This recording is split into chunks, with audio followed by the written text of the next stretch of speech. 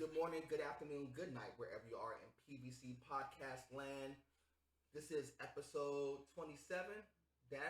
So we did the 666 thing last time. So we on the 777. Shout out to Bruno Mars and all them boys who actually got the song 777. Shout out to them boys. Man, it's been a minute. So first and foremost, before we even get to the intros, we apologize. It took us a minute to get this episode off the ground, so we apologize about that. But I definitely appreciate each and every person who's been asking, like, "Hey, yo, when the fellas dropping another vid?" Gotcha. Hey, sometimes we gotta take a rest off. Nah. We had some situations. We had some situations, but I'm glad we all back on the table. We had to take care of some things. We had to make sure everything was in order. In regards to the squad and whatnot, so it took us a minute. So we apologize, but we in the building right now. You know I don't do this on my own. You know I do this with the squad, of course. I got my man Paul in the building. Hey, yo, Paul, it's been a minute. Say what's up to the people. What's up, fam? How y'all doing? Glad you tuning in for episode 27-7. Another beautiful day. We'll be here with my brothers. Much love and respect. Indeed. And you know I got my man Vic in the building as well. Vic, say what's up to them as well.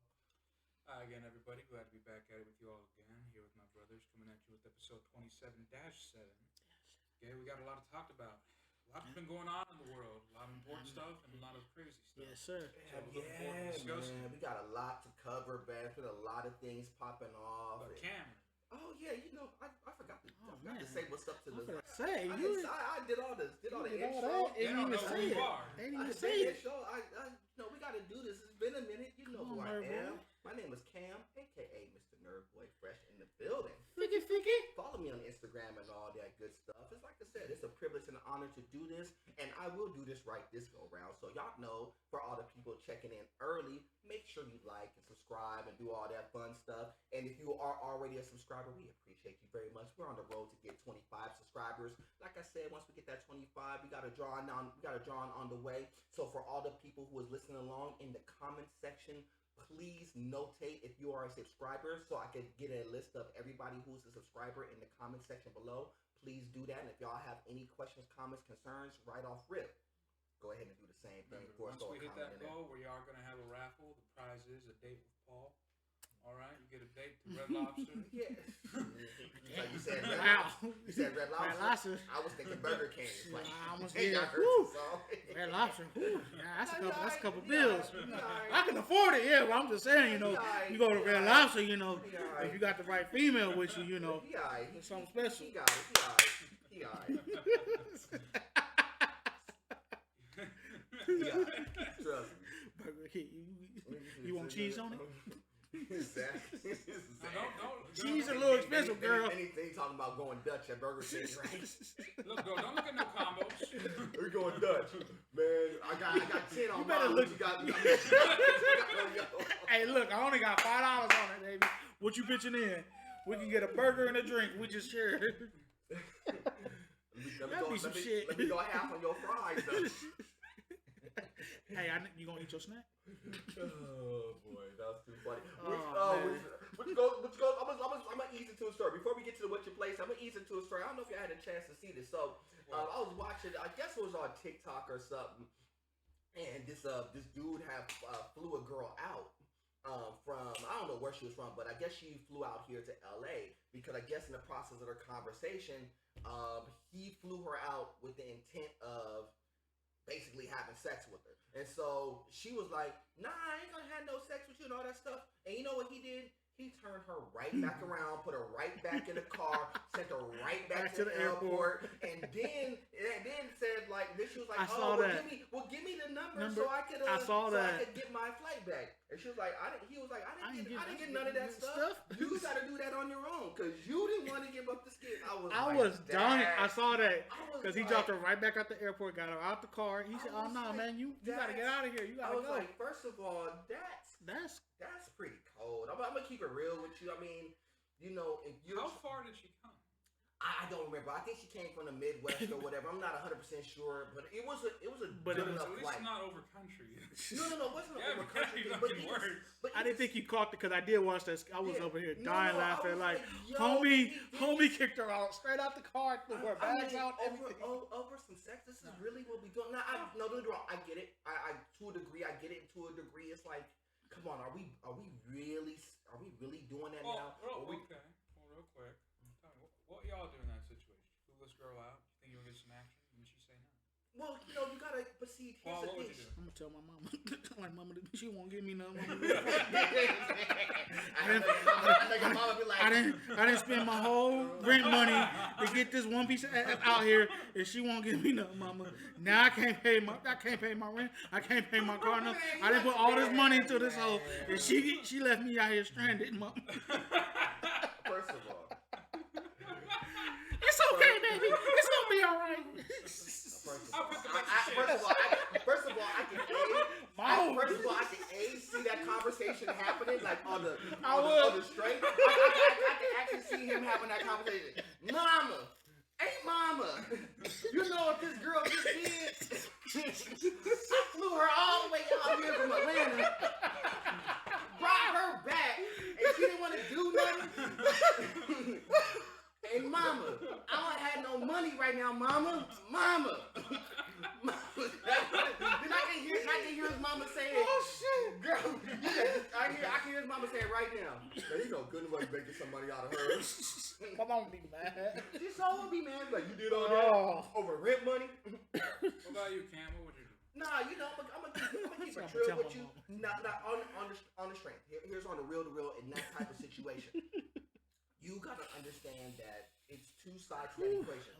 A woman is not obligated to give you anything. No matter what that conversation goes or whatever it may be, when y'all away, let's say they're on, like, y'all DMing or whatever it may be, that conversation does not always have to equate to it's going to be sex if I fly you out here. You got to understand that those things are... That's what vice versa too. But it goes both ways. Now, but see, in his bad was he flew her out here with the. But wait, hold on. Time out. Did he fly her coach or first class? Didn't matter how he flew her out. It didn't matter. I just want to say that. I just want to put that. It didn't matter because she be sitting on the wing. Because I'm gonna tell you right now, if he'd have flew, let's say he flew her out first class. Let's say he flew her out on a private jet.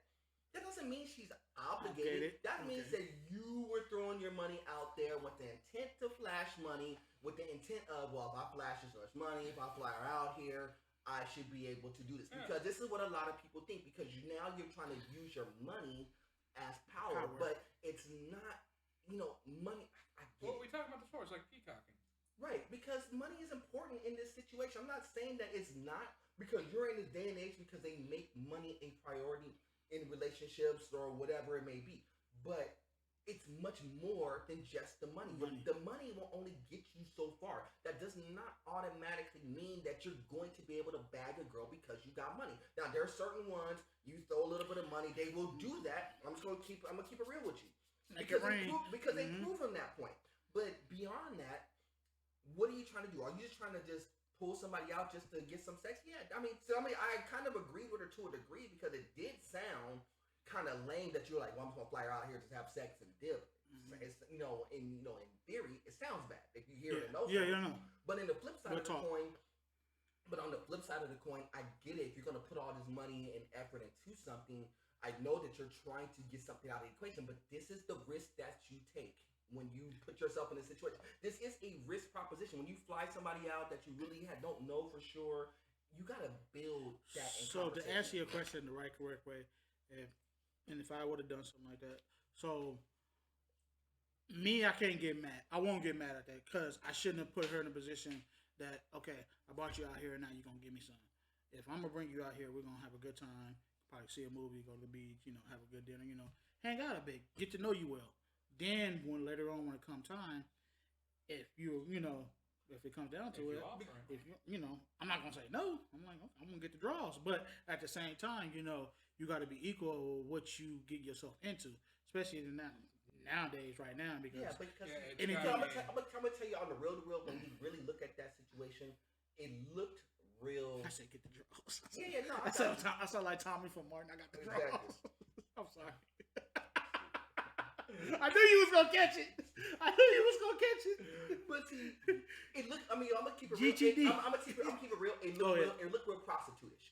Yeah. Well, I mean, that's what I was saying the whole time. But see, the problem is, why not just buy a prostitute and call it a day? Yeah, but see, the problem is that if you heard it from the other, now let's say we flip this in reverse, and the woman's like, well, I ain't gonna do that unless he buys this and do this and give me this and go to Cartier and buy me something like this. That's still prostitution. It's just in reverse. You finna get us in trouble. No, I don't care. I mean, I'm gonna keep it real. I mean, don't act like this is a one-way street. This is like the last time we talking about females. I said, where you going with this, Cam? Y'all want me to get on? Y'all want me to get on my Pat McAfee stand up on this? You know, I mean, on the real though. Because, but no, you gotta keep it 100 on that. If a girl does it in reverse, and they will say this all the time, and you hear this on social media and TikTok all the time. Well, I ain't gonna do nothing for a man unless he gives me this, buy me this, do this, and give me this, and I still have the right to not do anything at all. Did you see that other TikTok video where old dude was stating the fact about how certain females are, like they expect high. They expect high maintenance Thank you, stuff. I don't want to get in trouble. They expect high maintenance. Don't be afraid. I ain't even afraid. No, don't be. I ain't even afraid. I'm just stating the fact though, no, because they want this high maintenance, but they never really dealt with anybody who is high maintenance or know what that looks like, and even people who deem high. And like, that scares them. What do you value as high maintenance? And that scares them on both sides. Not high maintenance. Excuse me. High value. Excuse me. I said it wrong. High value. But see, value is not always based upon money. A lot of people are equating value to money. Value is in what a person is able to bring, because certain people who have great personality, that doesn't mean that they have a buttload of money, but they have a great personality. They could teach you a whole bunch of things. That's value too. I'm one of those. You know, but that doesn't mean that they're not getting to the money. Yeah. They are getting to the money. They just may not have it at this point in time, but they're willing to build it. And that's what makes that's value too. And that's what messes life's lessons is value too. And that's what most relationships get messed up, because a lot of it has to deal with money. No, because I'm not saying that money, and I'll be the first to tell you, money. I'm not saying that it's not important, but if you just solely base everything upon money, that means you're basically in a buy and sell transaction. Yeah. So if you don't like, well, I ain't no prostitute, I ain't this, then stop making everything about money. Because once you start making it a money conversation, now you're just like, well, if a person had the right money and did this, I would do whatever they want. Now, that sound like prostitution to you? Pretty much. So, but if you're trying to build something in a relationship, it's much more than that. Yeah. It's about the communication. It's about the chemistry. It is about certain things that you are able to do together as well that goes beyond sex and beyond money. It's about all of the above. But if you just value the money aspect of what this person could do for me, then that's the problem. That's the same thing in reverse when the dude was having sex. Oh, I just want her just for the sex. My boy over here spitting them lyrics. I'm like, dude, because and the ill thing about it was I wasn't even going to talk about this. Because when you brought up the comment, I was just like, "Yeah, I just saw this video." Yeah, I wasn't going to bring it up. It just kind of transitioned to that part of the conversation because it's been all over. It's been all over TikTok. It's been all over social media. A lot of the other YouTubers went ahead and talked about it. We're gonna talk about it too. We're gonna talk about it in our way. Yeah, but it was just like it was just stupid because it's like, dude. I get it, and here's the thing. I get his perspective though, because I get it. It's like, dude, I'm doing all this, and maybe in the conversation he may have thought that, yo, I'm gonna fly you out here. We're gonna be together. That might have been the conversation. That's the part we really don't know. Yeah. What happened to lead up to him flying her out? But he took a chance, though. I gotta give him that. He took a chance. But sometimes in anything you're going to take a chance, and sometimes that's gonna come to the. You know, it was so cool how he kicked her out the car. But here's the thing: when you go on let's take this out. If you were to go pick somebody and you said, "Look, let's go out on a date," you're still putting money up. You're not putting it up to a big degree. But let's say you were talking with somebody who was in Texas, and you want to kind of see them face to face and see what they're really like in person. What you gonna do? You're gonna do one or two things. You either A, gonna fly out there and take the chance and fly out and see what that girl's about. Or B, you're going to have her fly out here to meet you, and you're going to see what she's about. Guess what? You're still taking a risk with the money. That's just the risk. That's just the risk you take. Not to cut you off. Who does that more, dude or female? Dudes do that a lot more because females figure that they want to be catered to. But I'm going to tell you right now, certain times. I mean, I know the answer to that, but I wanted to. Certain times, dudes will fly out Okay. because they want to see what's really happening in their environment. Okay. In the girls' environment, I should say. And the reason why they want to do that simply is because, you know, they can say one thing on a direct message or a video chat or whatever it may be, but you won't really see them firsthand until you really see what they're about firsthand. A relationship is not about the video conversation. It's really about what y'all do when y'all in the presence of one another. Friendship, relationships, one and the same. The only difference between a friendship and a relationship is just the sexual chemistry between them. Yeah, well said on that, brother. I'm just letting y'all know what's what. But it was kind of crazy that happened. But it was kind of a sideways piece. But that kind of distracted us where we were supposed to go. Sorry, my bad. No, it's all good. It's all good. It was just kind of. That was a great topic, though. Yeah, but it was like, crazy too. It was just crazy because I was like, oh no, basically dropped off. I just you know, I would just, if I was in that position, and I'm not, but if I was in that position for any form of fashion, the answer is that's just the risk I take. If I put up the bread and it just didn't work out, hey, just put up the bread, it just didn't work out. It happens. Because I'm gonna tell you right now, you're gonna do it for somebody else. Yeah, sure. You're gonna, but this is part of the dynamic of trying to find the right person to be with, because it's not easy. You're going to try and fail, and the girl is not obligated to do anything. Just like you're not obligated to do anything. There's no obligation. There's no just because I did this, you have to do that. Just because a person does this is no obligation. You still have choice. Make wise choices. And the thing about it is, I'm not even mad at her for not doing it, because again, let's say she did do that. Let's say she like basically, you know, gave into it and whatnot. Then let's say that didn't work out. Let's say something else happens behind that. You know, it could be a problem. There's a lot of problems that works both ways. So I'm not saying that he was necessarily 100% right, because he wasn't 100% right. It's like, dude, you're a dude. This is a chance you take. Get your priorities right. Find yourself somebody else. You know, stop throwing your money around like the money is a buy all, and that's what people were trying to make it. It was about do it on social media. It was everybody could see. That's what everybody saw. Everybody just saw the money and her getting kicked out. And from her perspective, you know, if you do that, the same risk applies, because if something does happen and he does kick you out to the curb for whatever, let's say they get into an argument as soon as they get to the airport and he just leaves her there at the airport, guess what? You better have enough money to get yourself home. You always got to come prepared in that regard too, because this could risk both ways. True. Anyway, plane tickets is expensive. What we were supposed to talk about, we didn't get to yet, but let's dive through. But I forgot, man. We didn't even get to our signature yet. Man, it's terrible. We didn't even get to our signature, but I'm gonna let Vic get into this one first. You know how we do. What you playing? Why are you singing? I'm just humming along. What you do? What you playing, family? I'm going old school. Gosh, man, you got an old spirit. I'm OG. 47. OG. You 47? I'm an old man. Did we already establish that last time? Y'all talking about my birthday that just passed? I'm 47. I'm old. 47. Go ahead, talk to him, Vic. What you been playing? Speaking of old, I've been playing. It was the anniversary of Doom 3. That's what I played. Played the entirety of that shit. Played Doom 3, Resurrection of Evil, and Lost Mission. Okay. All in all, about 11 hours together. Fun ass game. Very old, but very fun.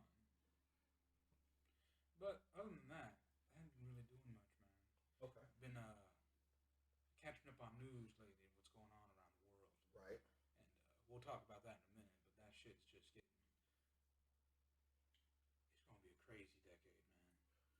Yeah, it's getting ugly out there. I'm gonna tell you that. We're gonna address some of that, but it is getting ugly across the board. It's been a lot of stuff that's been talked about, but yeah, it's getting ugly across the world right now. That's what's going on with that. But let me pass it over to Paul. Paul. Yes, sir. What you been playing? What you playing? So recently the other day I was playing. Had to jump back in some Sonic. You know, I had to keep it classy. I played a little Sonic over the weekend.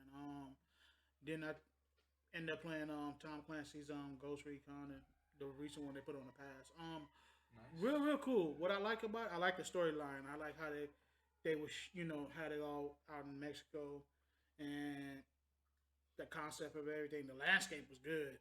Yeah. Ghost Recon. Talking about the Wildlands? Yeah. Yeah, where you fight the cartel. Yeah. Okay. Yeah, that the whole setup was fun.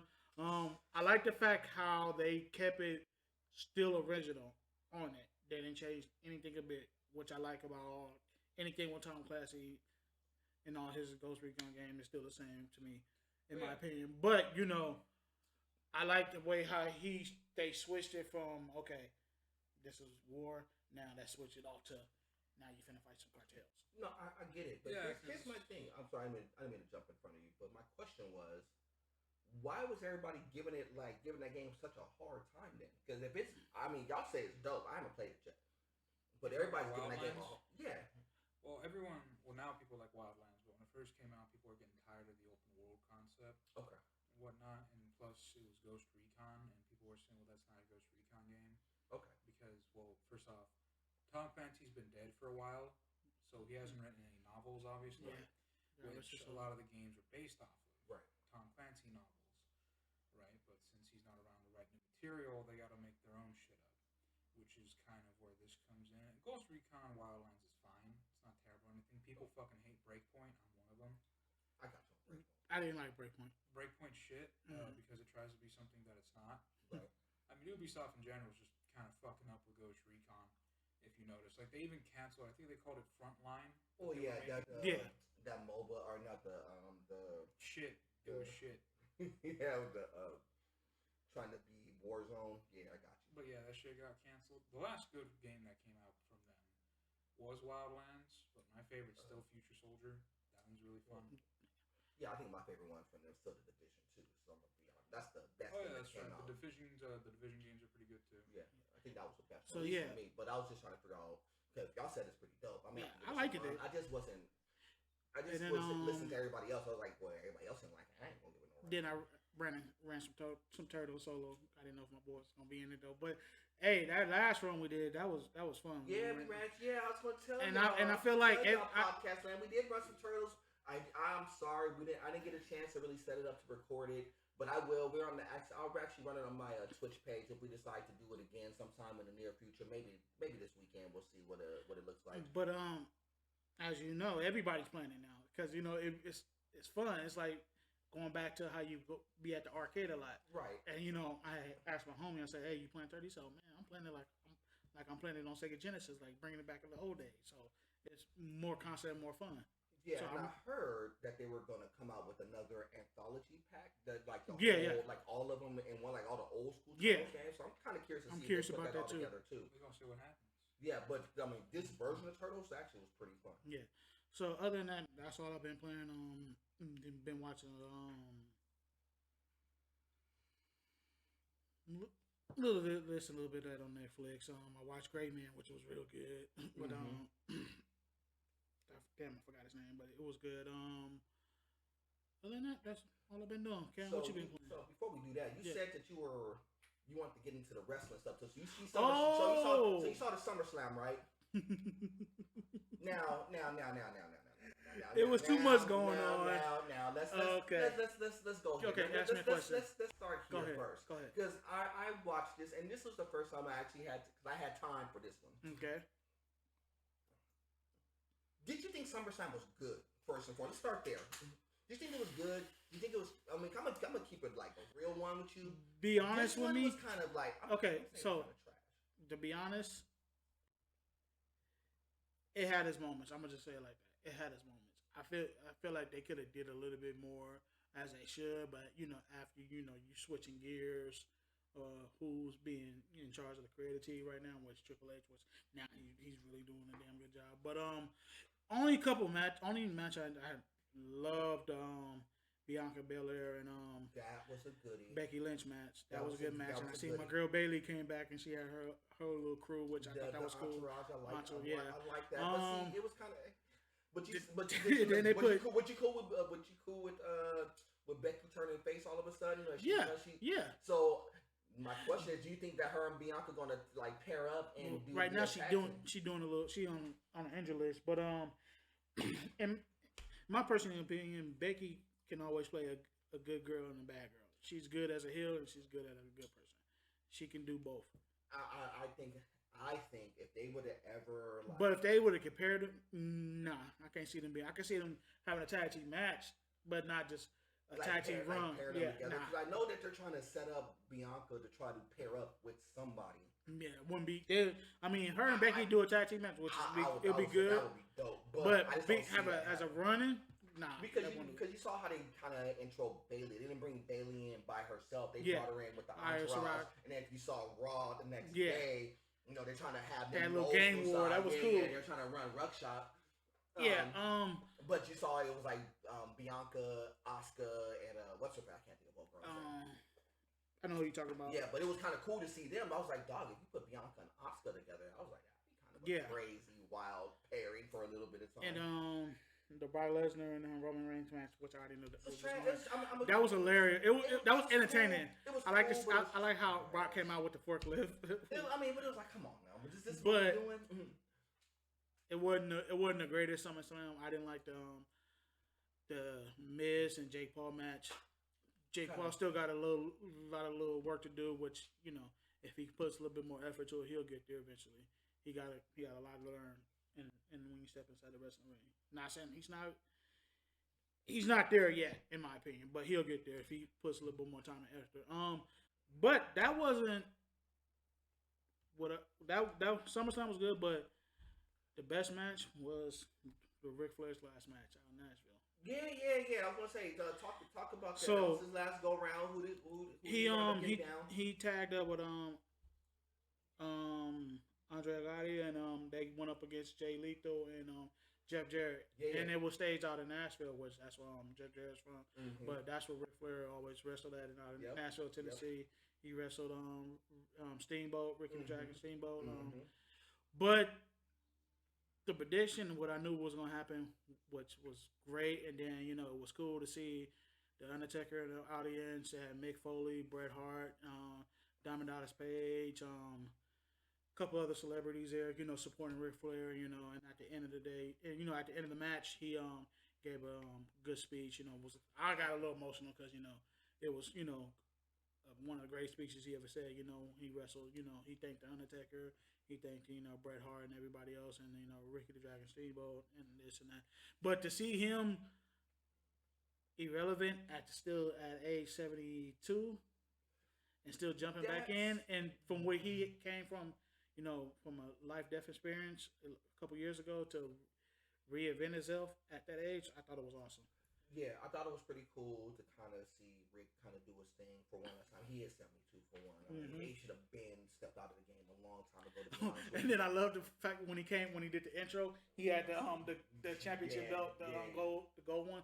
Yeah, that's dope. Yeah, that's dope. But that was good. But that's cool, man. I'm not mad at him. Not mad at Ric Flair. I think the all-time great. 16-time heavyweight champion. I mean, it's gonna, like I said, when you talk about top 10 wrestlers of all time, it's hard to not put him in that top 10 because I think that you got to kind of squeeze away to get him there. Oh, he paid the way. I mean, because he paved the way for a lot of people. I mean, it's hard. I mean, it's hard, but I would say back in the 80s, he had 70s to 80s, he had great matches. He was dominant through a couple of eras. He went through the 70s era, like the end of the 70s era where he was good. The 80s era where he was crazy. The 90s era, he was actually pretty dominant too. He did usher the way to help DX get off the ground, and people don't understand that. That was really him architecting, Triple H and them, putting them all together. Then Evolution, when he was a part of Evolution. So he did a lot of stuff. And that's when he left WWE, went to TNA. In the TNA, he did Fortune with AJ Styles. He got AJ. So AJ Styles some shine. I mean, even in the WCW era, the four horsemen and all that stuff. He did so much that it would be hard to not put him in the top 10. And shout out to everybody who was on that card too, who wrestled on Ric Flair card. The whole card was good. Yeah, I mean that card was so much. Yeah, this is what I was saying. Now, the reason why I went to the SummerSlam thing first because I knew the Ric Flair card was so and good. It was so funny that it made that card look bad. Both events was in the same town. Yeah, same town, same everything. They did not care. They had no chill. It was crazy that some of them were kind of running from the arena to arena. Yeah. Because these were happening literally in the same weekend. It was crazy. I like the fact that right now Triple H is doing a good job. He's bringing a lot of people back. If you recently saw SmackDown, Karrion Kross is back. Yeah, I saw Karrion Kross come back. Which he's going to be wrestling in October out in St. Pedro, which I might be going at PCW. So it's good to see him getting back. I always thought he was a great, and he was on that card, Ric Flair's card too. He's going up against Davey Boy Smith, British Bulldog son. They had a good match. That was a good match. Yeah, I heard that they were trying to get him ready to get back into the WWE, which is good because they, in WWE needs something to kind of infuse some blood, give some competition. So him going up against Roman down the line would actually be a pretty good look. I would actually like to see that. Yeah, I would too. See how Karrion Kross holds things down against Roman. I know they're not going to let him give up the belt just yet. Oh no, Roman's doing a good action. Roman doing the damn thing. I know. I mean, but it's like, dog, but somebody got to break up this. The only thing I didn't like about SummerSlam is that none of the titles changed. Yeah. Not one. I was like, dude, you can't go through all this and not have not one title change. You got to at least have one. We'll see on the new pay-per-view coming on September 3rd. I forgot what it's called, Clash something. But the Clash of the Castle. I'm looking forward to see Shayna Baszler and Liv Morgan go at it for the belt. And then they should give it to Shayna. They should give it to Shayna. I mean, I would love to see Shayna, but they recently suspended Ronda Rousey for the event that happened at SummerSlam, which I get it. You know, she did. In my opinion, Liv Morgan did tap, but when you got your shoulders on the ground, you get that 1, 2, 3. So that's a part of that's a wrestling world. I get it. It's a controversy. I get that. But top of that, Cam, what you been playing, brother?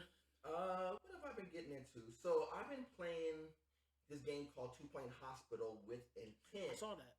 With intent to play the new one that's coming out called 2 Point Campus. I know what y'all saying. I'm gonna get this all out the way. It's another management game. So what was that last game you playing, Vic? We was just shaking our head?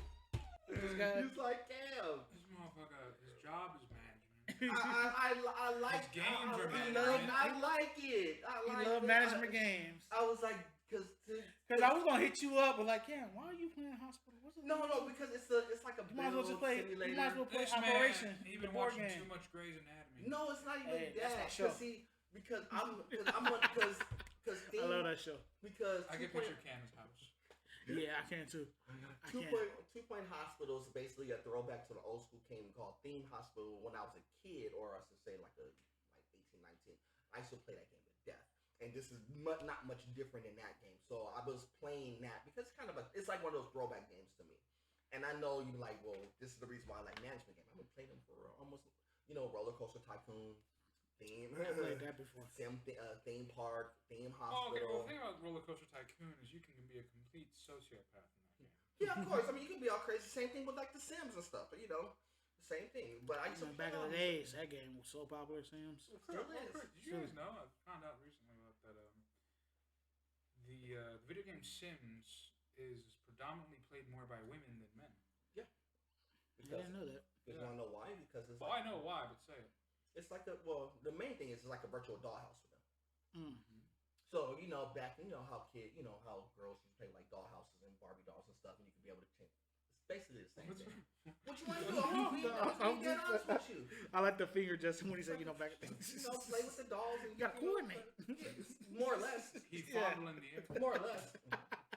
Because you could do your whole little Barbie and Ken thing in the digital world without having to spend Barbie and Ken money. That makes sense.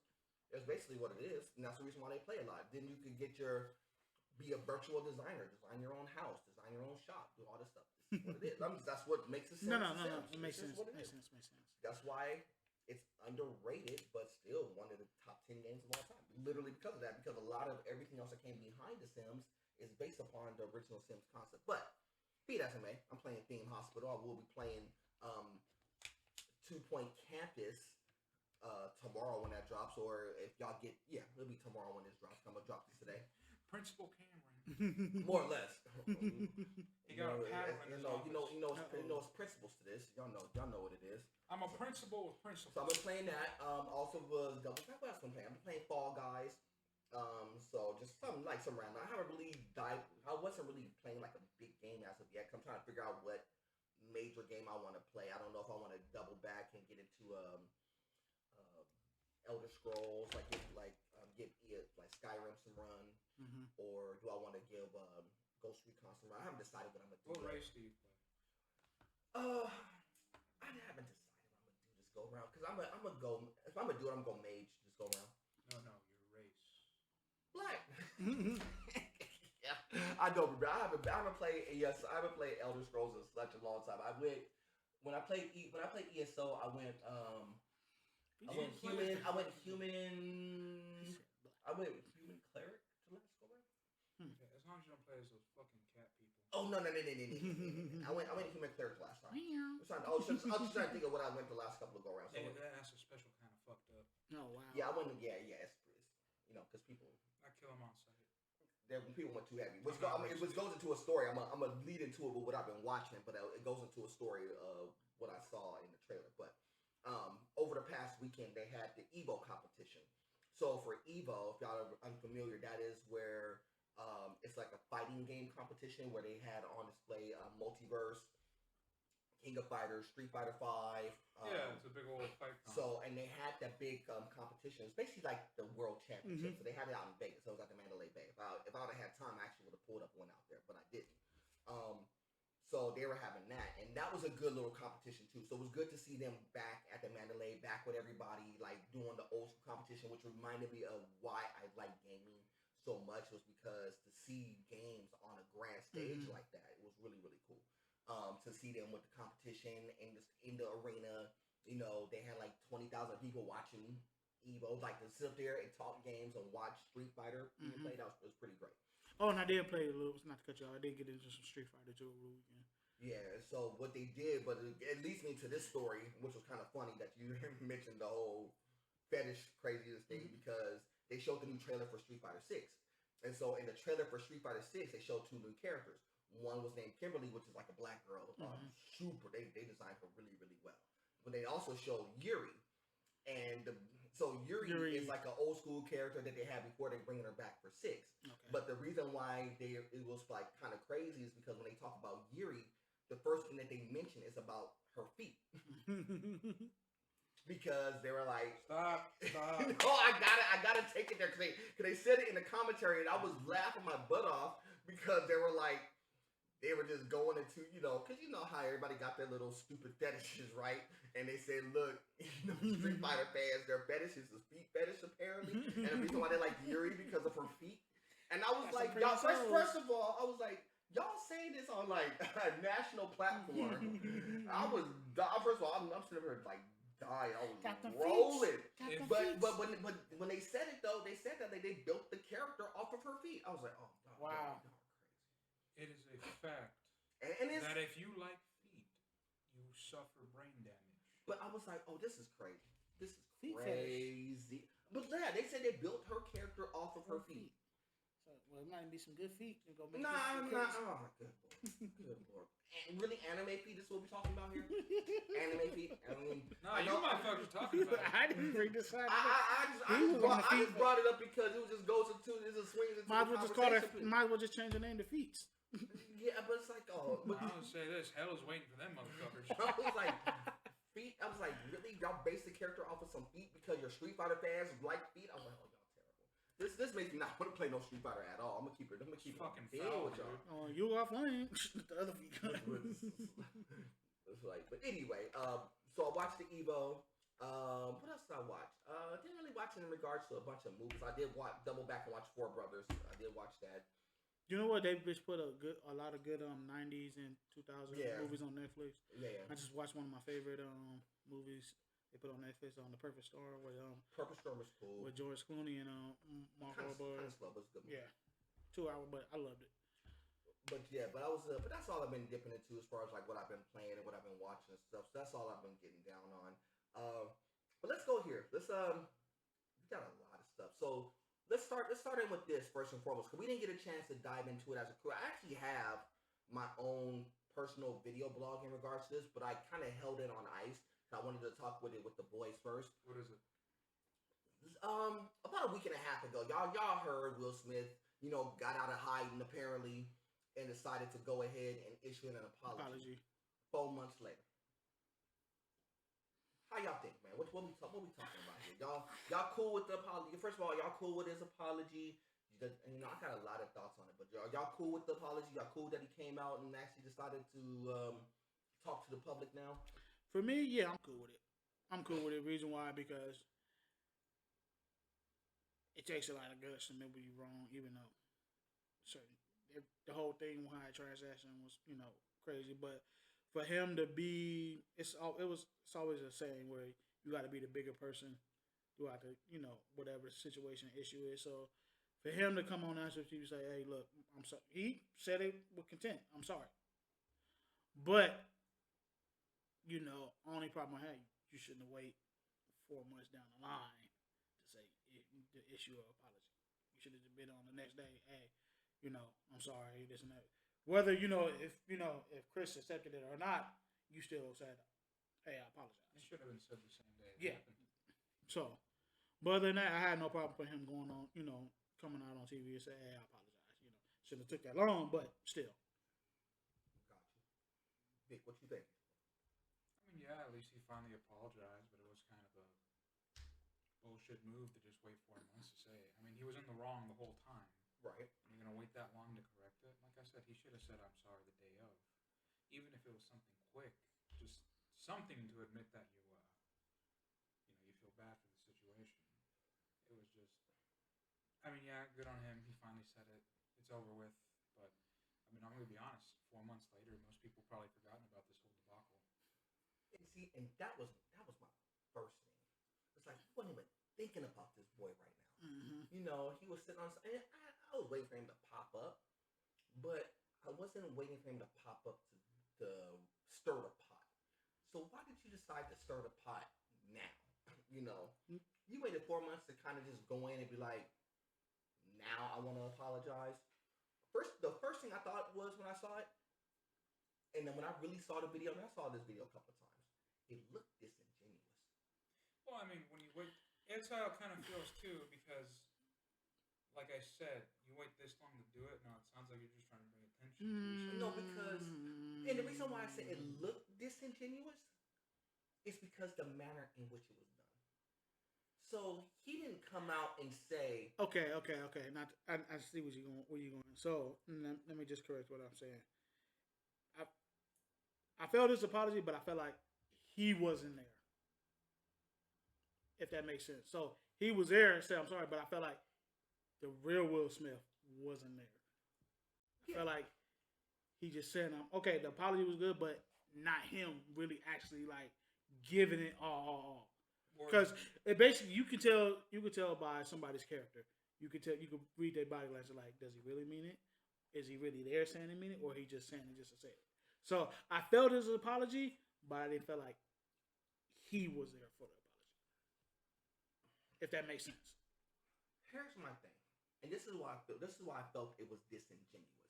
And y'all would have to kind of go back and watch this, because he did this in the form of a question and answer type thing. For one, how are they gonna like lead in with the, well, let me answer this question because the master said that I needed to answer the question. Y'all did see that, right? Yeah. Because he said, "Here's the question. Y'all are asking me why did it take me so long to apologize." You shouldn't have to have somebody ask the question to come up with an apology. That's one. Because if you're gonna apologize, you're truly genuine about said apology.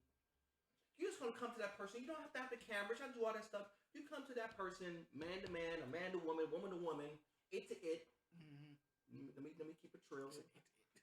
No, because I know. I gotta keep it. I gotta keep it balanced. Yeah. And say, my bad. I shouldn't have done it. Then, for one, and I understand Chris not wanting to talk with him. You embarrassed that man on a world platform. How many people is going to take that and be like, "We cool"? I don't know if they'll ever be cool. But now that answers the question. Is it gonna mess up for both of them, their character? Oh no. Yes, absolutely. Both of them. And it's not Chris's fault.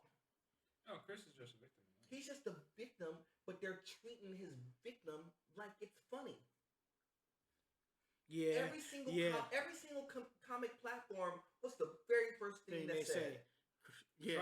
You ain't gonna run up on here like Will ran up on me. Like Will ran up on me. You know what? I noticed that because now it's still irrelevant. Everybody keeps still talking about, even at other people comedy shows. They bring the first thing they bring up to Chris Rock. Black comic, white comic, doesn't matter. Because did you see thing with you saw the Snoop Dogg thing? Yeah. Every single comic sat up there and said the exact same thing at the outro. You ain't running up here on my stage and saying nothing. Did you crazy. see George Wallace? George Wallace. What he said? Yeah, I watched that. Same thing.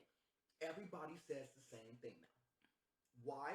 Because it happened, and now even when Chris does his own show, everybody's on edge. Like, is something going to happen? Or in his instance, is he going to talk about it? And he did kind of mention it. But see, my question is with Chris Rock. Let's say like if he go do a show right now, half of the show gonna be about people gonna say, "Oh, what's going on with you and Will Smith?"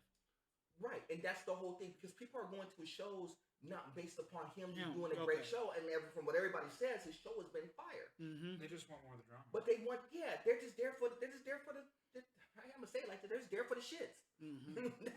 That's all they're there for. Cause they want to see him go head up with Will. They want the drama. They want the fight. It shouldn't be like that though. And it shouldn't be. But part of that was Will didn't run that apology right then and there. That's one. You'd be surprised how even a quick apology would mitigate a lot of damage. It would have done a buttload of damage control. Here's the other thing that we'll talk about. Him and like he said, him and Tony Rock was cool. And I don't know if that's gonna be repairable. No, it's not gonna be repairable. Let's start here. Tony Rock was really true what he said. I said this in my personal blog, and I'm gonna wait to say this here on this platform just so y'all understand. Okay. If y'all say anything crazy about any of my people, and that is inclusive of everybody that is within my circle, including the PVC podcast crew, my kids, whoever it may be, everybody who is associated with me, my family, that's something. I said, if something like that happened to my sister, I promise you, it ain't happening twice. I'm promising you. That's a fact. I'm promising you, I will fire on somebody on site. That happens to my kids. That happens to my peoples. It's on site. That happens to my crew cross culture. It's on site. It happens to y'all two boys. It's on site. It's not one of those y'all embarrassing my people on not. If y'all embarrass my people in a small space, it's gonna be a little bit of a problem. Embarrass us on a national platform, on a world platform. And have my peoples not be able to. It's like having y'all not being able to walk around or do nothing crazy because something has happened because of somebody else is doing. It's a problem. We're probably gonna fight, and I ain't a fighting dude, but I will lay hands on people, and I'm not talking bless you. Okay, don't let the small frame don't let the small frame fool you. I am nice with these. I did take kickboxing. Don't get it messed up. But damn, my boy did jiu-jitsu. I did kickboxing. Don't get it messed up. I'm nice with these. Don't get it messed up. Don't let the small frame fool you. I'm nice. But to get back what you were saying, what I'm saying is, ain't nothing gonna happen to y'all. Yeah, and I'm the same way too. But at the same time, he knows that too. Right, and here's the whole thing. Tony knows that too. And the one thing I will give Tony a lot of credit for, even though he was running his mouth at the beginning, and I was kind of mad that he was running his mouth about it. But then I dialed it back and I really thought about that. If that was my sister, what would I do? Mm-hmm. The same exact thing. Now, would I sit up there and really go up there and go head up and try to fight? Well, no. I wouldn't have done that because it's too much money, too much things involved for that to happen. The one thing you don't want to do, and I'm a big all jokes aside, I'm a big proponent of this. Just because something happened, you don't retaliate and put yourself in a position for something worse to happen to you because you're in retaliation. Wow, you just took the words out of what I just watched. Because on the real, a lot of people get in jail and they get in a lot of trouble because they get into retaliation mode. You know what story there's a lot of stories. I was watching. Remember, I'm following Math, and that same one of his boys. They was just talking about that why certain dudes go to jail over certain things that they shouldn't go to jail for. Just like he was saying, like his sister had an incident with one of the dudes. Okay, but did he put hands on you? No. Okay, then why am I finna get involved in? Right. No, there's a way. Yeah, it's a way. It's a way to handle a situation before it get escalated. There's a way to handle situations, but you don't want to get it to the point where it's going to jeopardize your brand, your money, your lifestyle, your livelihood. You don't want to do that. And shout out, shout out to Math and them. First of all, I love their podcast. I love what they're doing out there. Math and the Math Alpha, and your broadcast, my expert opinion, watch you guys every day. Y'all doing really, really, really good out there. Shout out to Math and the boys out there. Big Daddy Kane, Omar Epps on the show. They have everybody. Fat Joe and them. Love it. One thing about our podcast, we will show shine to other content creators who are doing their thing, and Math has been doing his thing. But that goes back into what I was just saying, though. Mm-hmm. You never want to put yourself in a position of retaliation that's going to cost you your livelihood. A lot of people get in trouble, and they're sitting in jail now because they were coming to the defense of somebody else or some other antics where you could have just said, look, there's a different way to handle this. You can't have that conversation man to man and be like, look, you ain't doing this twice. Yeah. We ain't boys, we ain't doing that, but but this happens twice. It's gonna be we gotta have a different, Yeah, I've been in those situations before. I know you've been in those situations. Yeah, Vic, I don't know if you, but at the same time, it goes into the point handle it where like gentlemen or handle it like thugs. Okay. How y'all want to do this? Yeah. You just said how y'all want to do this. Thank you for fixing it. Yeah. Y'all want to handle this like gentlemen or handle this like thugs. And a lot of times the problem is when y'all start handling things like thugs, y'all get the thug result. And the thug result is somebody shot. There's more retaliation over people getting shot. Essentially, the thug result is just escalation. Exactly. Whereas sometimes you got to be bigger and diffuse it. And this is where I give Chris a lot of credit. He did decide to say, look, we'll diffuse it. We ain't going to discuss it. I'm going to try to minimize the conversation about it. And we're going to leave it be. And I give him so much credit in the world for that.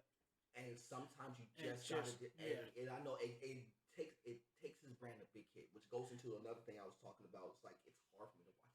It's hard for me to watch their movies now. Either one of them. Who? Chris Rock's or Will Smith's movies. Really? It's hard for me to watch them because because you always have that in mind. Because you always have that like dog. You know what? Because it's hard for them. Because it's hard for them. Like you're thinking like, what's next for them? Can Chris come out with another movie anytime soon without this being the headline? Will for sure can't come out with a movie without this being the headline. I know that's why he did this apology because he has to set up for this.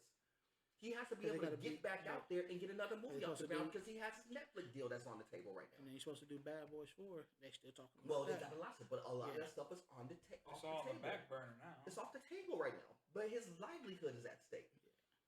But a lot of people who I hate to see, somebody who works so hard to get what they success to let it go down the drain. I mean, don't get me wrong, they both can bounce back. But somebody's going to have to stick their neck out for Will and make that happen. I mean, for Chris is different. He just gonna have to just take that chance and like, look, I'm just gonna just get another movie out, talk with Adam Sandler, figure out something. Yeah. He got enough people where he can actually get a movie off. Let me ask you this question: What if, and I since this incident, I was thinking about it too. I said, what would have happened if Will Smith and Chris Rock say, let's do a movie together right now? Do you know? What would be your honest opinion? Because now that's a legit. They question. make the new Step Brothers. No, first of all, the black version.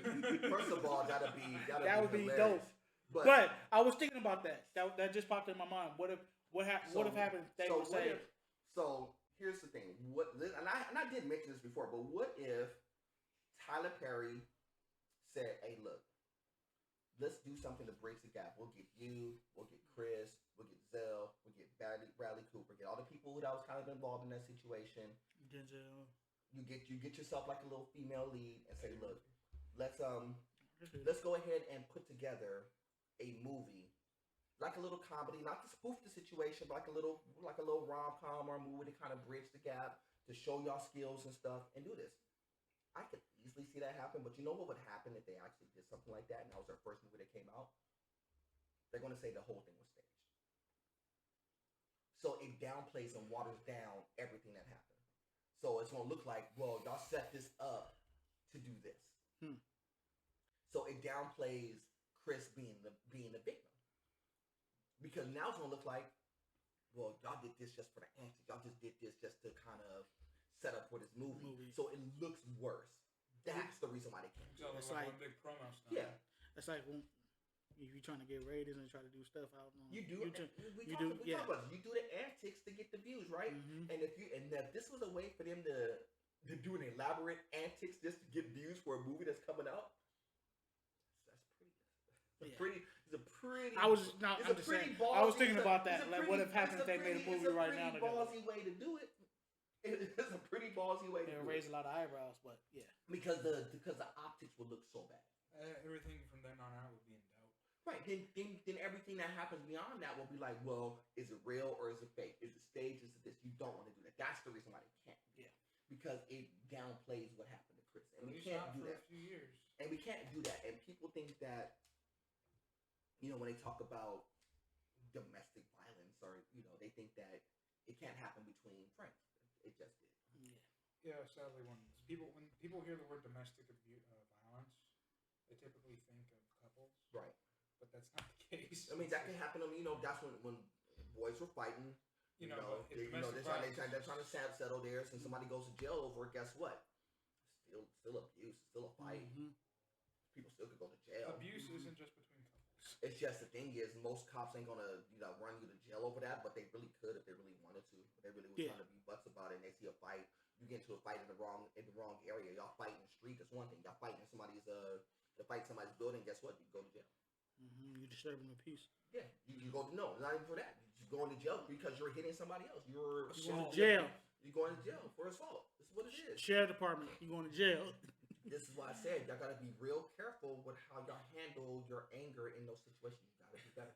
Yeah. You gotta be better. But I just want to address. I didn't want to. I mean, there's so many other avenues. The one other thing that they talked about. We'll get off of this. He said in a question, was it because Jada rolled her eyes was the reason that you went up there to go hit Chris? Don't do him like that. Because the answer was I didn't see that part. But no, I saw this. They asked it. He read the question out loud like a dummy, and then he answered it. No, it wasn't because of Jada and what she said. It was basically on me because of things of what happened in the past and all this stuff. I was like, you just gave the most disingenuous answer that you could ever give in your whole life. So he said it was because of things that happened in the past and because of stuff that happened between him and Chris. You tell me. But you gonna wait to something? No. Let's start here. Since when was you and Chris beefing like that?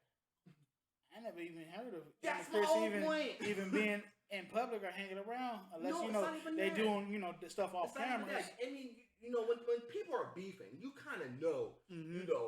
It's like Kanye and Pete Davidson. We gonna know when stars are beefing. Don't even get me started with. That's a different conversation. We might dive into that on a side note. But that part was kind of funny. Did you watch that thing with Kevin Hart and Snoop Dogg? We may go there later, but I'm gonna leave them straight alone. But okay, we'll go, because I want to get into that, but we can do it next time. We may get there in a little bit. That shit was so funny. But whenever But you tell me y'all are beefing, and then you gonna tell me that because Jada rolled her eyes because of past experience. Let me tell you right now. If your girl gives you the head nod, the look, the roll your eyes, the you gotta do something about this. Yeah, it was Will's choice of how he should have handled said situation. Facts. He's not wrong about that. But you cannot tell me you did not respond to Jada's, head nod and roll of her eyes. Because you obviously did. So don't try to absolve her. I know what you're trying to do. You're trying to shield her from the drama because everybody's like, well, it's her fault. Yeah, it's her fault. Yeah, she was the enabler. Because she put him in a position and didn't do anything to get him out. Because when he had rolled up on that stage and he saw that happened, did she even get up? Did she even flinch? Did she even move? What she did? No. She smiled and sat there. Mm-hmm. She didn't go over, and the ill thing about it was, and if you really thought about the situation, they're sitting at two separate sides of the room. I mean, if you're here, and they're basically like 10. She's 10 seats away. Mm-hmm. He's sitting next to Lupita. Yeah. That's all. Let's start there. Like, I mean. Looking at him all crazy. Mm-hmm. I know that she was probably having I can chance it next. Well, with getting all this camera shine. Whereas, wouldn't you be sitting next to your wife the whole time? I didn't even catch that. But you sitting on it, but your wife's sitting on the sidelines, and then she gets mad, and then you gotta justify all this. And you sit next to Lupita. Out of all people, you could be sitting next to. You ain't like you sitting with the fellas. Mm-hmm. You sitting next to another female. Now I gotta really watch that and pay attention. No. I'm just saying that I seen all this the first watch. This is really what we doing right now. But then you're gonna tell me that she's not the cause and effect of this happening. Of course it is. And the thing is, the part that you were right is because of past experience. Because you've been in this position before. And I guarantee you the reason why that you made said decision was because you were there and you made a decision that wasn't favorable towards her because you probably tried to do the stand-up thing and didn't do anything at that time when it happened. And then she gave you the drama all the way home. So instead of dealing with the drama all the way home, you decided to do this and put your career and everything else in jeopardy so you could avoid getting the drama all the way home. And guess what you got? Guess what you got all the way home? The drama all the way home. Anyway, you just got it for a different reason. For him, it was a lose-lose situation. Exactly. And that's why I said don't think that it was because of her. And the thing about Jada is that you did not stand up for your dude when it was time to. And when y'all get into relationships, never mind the money, all that stuff. The one thing that you really need to have is somebody who is willing to stand up for you and to, understand when to pull you out of situations if they know that you're going to do something bad. It's not one protects the other. It's protect each other. You got to build each other up and work as a unit. Right there because if you don't have that, because a lot of times, even though that you're the head of the relationship, you still got to have your woman be in support, or whoever you're with. Let me kind of dial that in. Whoever you're with got to be in support of you. And they kind of have to hold you down. And not just hold you down when things are good, is hold you down when things are kind of going sideways. The one thing that's good that you see a lot of times what happen is when certain dudes get into a fight or liquored up, whatever, and they start getting in a fight, they start to mouth off, and the girl say, you know what the girl do? Start to grab them up and hold them off and start to walk them off of them. Want to know why? Because they're trying to get them out of harm's way. Jada didn't do that. When that happened, she didn't even stand up. She didn't say nothing. She didn't do anything. She just sat there. No support. No matter what you need, more so than money, anything else, sometimes you just need a support system. That goes to your friends, that goes into your relationships. Who's going to be there in the trenches when something goes sideways is the question. That's the ultimate moral of the story. I'm sorry, you just really touched me with that last line right there about pulling you in. Who's going to pull you right there? I see that happen a lot in relationships. A lot of relationships fail because a lot of person don't pull the person out of the fire when they're in the fire. Because they want to see them, like how they're going to respond, or and a lot of times when that happens in relationships, you see this all the time. Mm-hmm. It's really either directly or indirectly because of them. Because of the female. Yeah. I've been in that situation. I'll tell you the directly, like the female probably said something crazy, was mouthing off, and then it was like, well, my man's right here, he gonna defend. You get that? Or it's the indirect, like, she's looking like a certain way, and some dude's trying to holler at her, and then you jump in and be like, hey, that's my girl, whatnot. And then you're like, well, your girl's talking to me, and big old competition pull out, and then the girl is normally like, hey, don't worry about him, you with me, pull you away.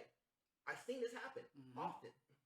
I've seen it happen. I'm just saying, I just use those things as an example of them, your female supporting you and pulling you out of the situation. And it really doesn't have to be in that regard. Sometimes being in support is like, your girl's right there, other dudes talking with her, and it's like, I'm good, my man's right here.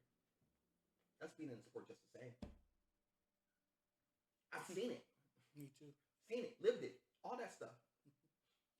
That's being, but see, you gotta understand, that's, more so than anything else, this is when I said it's, goes back to the thing about the girl, that's where it's like it's bigger than sex.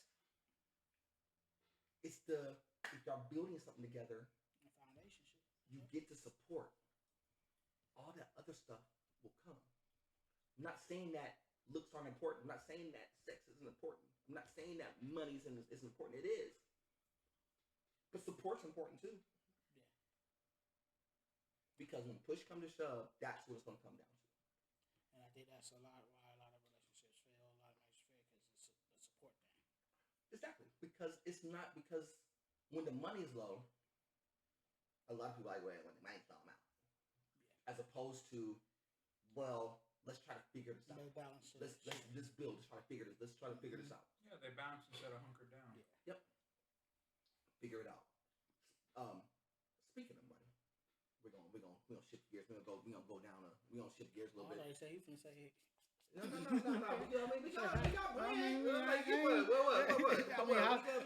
Okay. Holla at your boy. He said when he said speaking of money. Speaking of bread. So y'all heard what's happening out overseas, right? Over in China. Yeah, I heard a little about it. I was like. So essentially, okay. So you know the 2008 housing crisis? Yeah. Okay, picture that, but like 10 times worse. That's what's going on over in China. So basically, they're crashing out there too. They're not. It's not crashing. It's collapsing. It's collapsing. Yeah, the CCP. I was hearing a little bit about it and getting the whole full detail on that. There's a very real possibility that the CCP won't exist before the year is out. It's really. So really what does that bad. do for us wise? United States. It's gonna affect everybody. Because let's face it, we get a lot of our cheap shit from over there. So. Wow. It's a. You know what's crazy about this, and this is why I said that. It seemed like this. I ain't gonna say this happened on purpose, but it feels like it's happening on purpose because it's about the devalue of the dollar. Okay. So the reason why this is happening is because there was a bank that had a bunch of investments, I guess you could say, but these investments weren't protected by the government because it technically wasn't the right type of investment. And this bank was corrupt because one dude essentially stole $6 billion from the people, and he's probably living in America right now. Wow. So $6 billion stolen. Yeah, all these people lost this money. Some of these people had millions. They're not going to get it back. The government's not going to refund that money. And if you ever want your government to collapse, fuck with the people's money. These people, their lives to them are effectively over. They've worked their whole lives just to have their money all gone. Because what they do, they sock away a lot of money. But the problem is that a lot of people utilize money old school. You put it into a bank, goes into a savings account. I'll let it sit there. It ain't gonna make no money for me. Ain't gonna lose no money for me. But effectively, it's just like a holding tank until I can pull that money out whenever I need to. You know, when I'm 65, 70 years old, the money's there, retirement, whatever it may be. People are still old school. And that's across the world. Mm-hmm. The problem is that in certain countries, their banks are not protected. We, in America, we have the FDIC, which means that even though our money is there, ultimately our money is protected to a degree. But it is protected for the most part, meaning that if your money's there, no matter what happens to that said bank, ultimately they will have to pay out. In other countries, in the case of like in China per se, those banks are not protected. They have some sort of form of it, but it's not. Those banks weren't protected. No, because how the banks work is there's a bunch of local banks. There's no big banks like we have here in America. Right.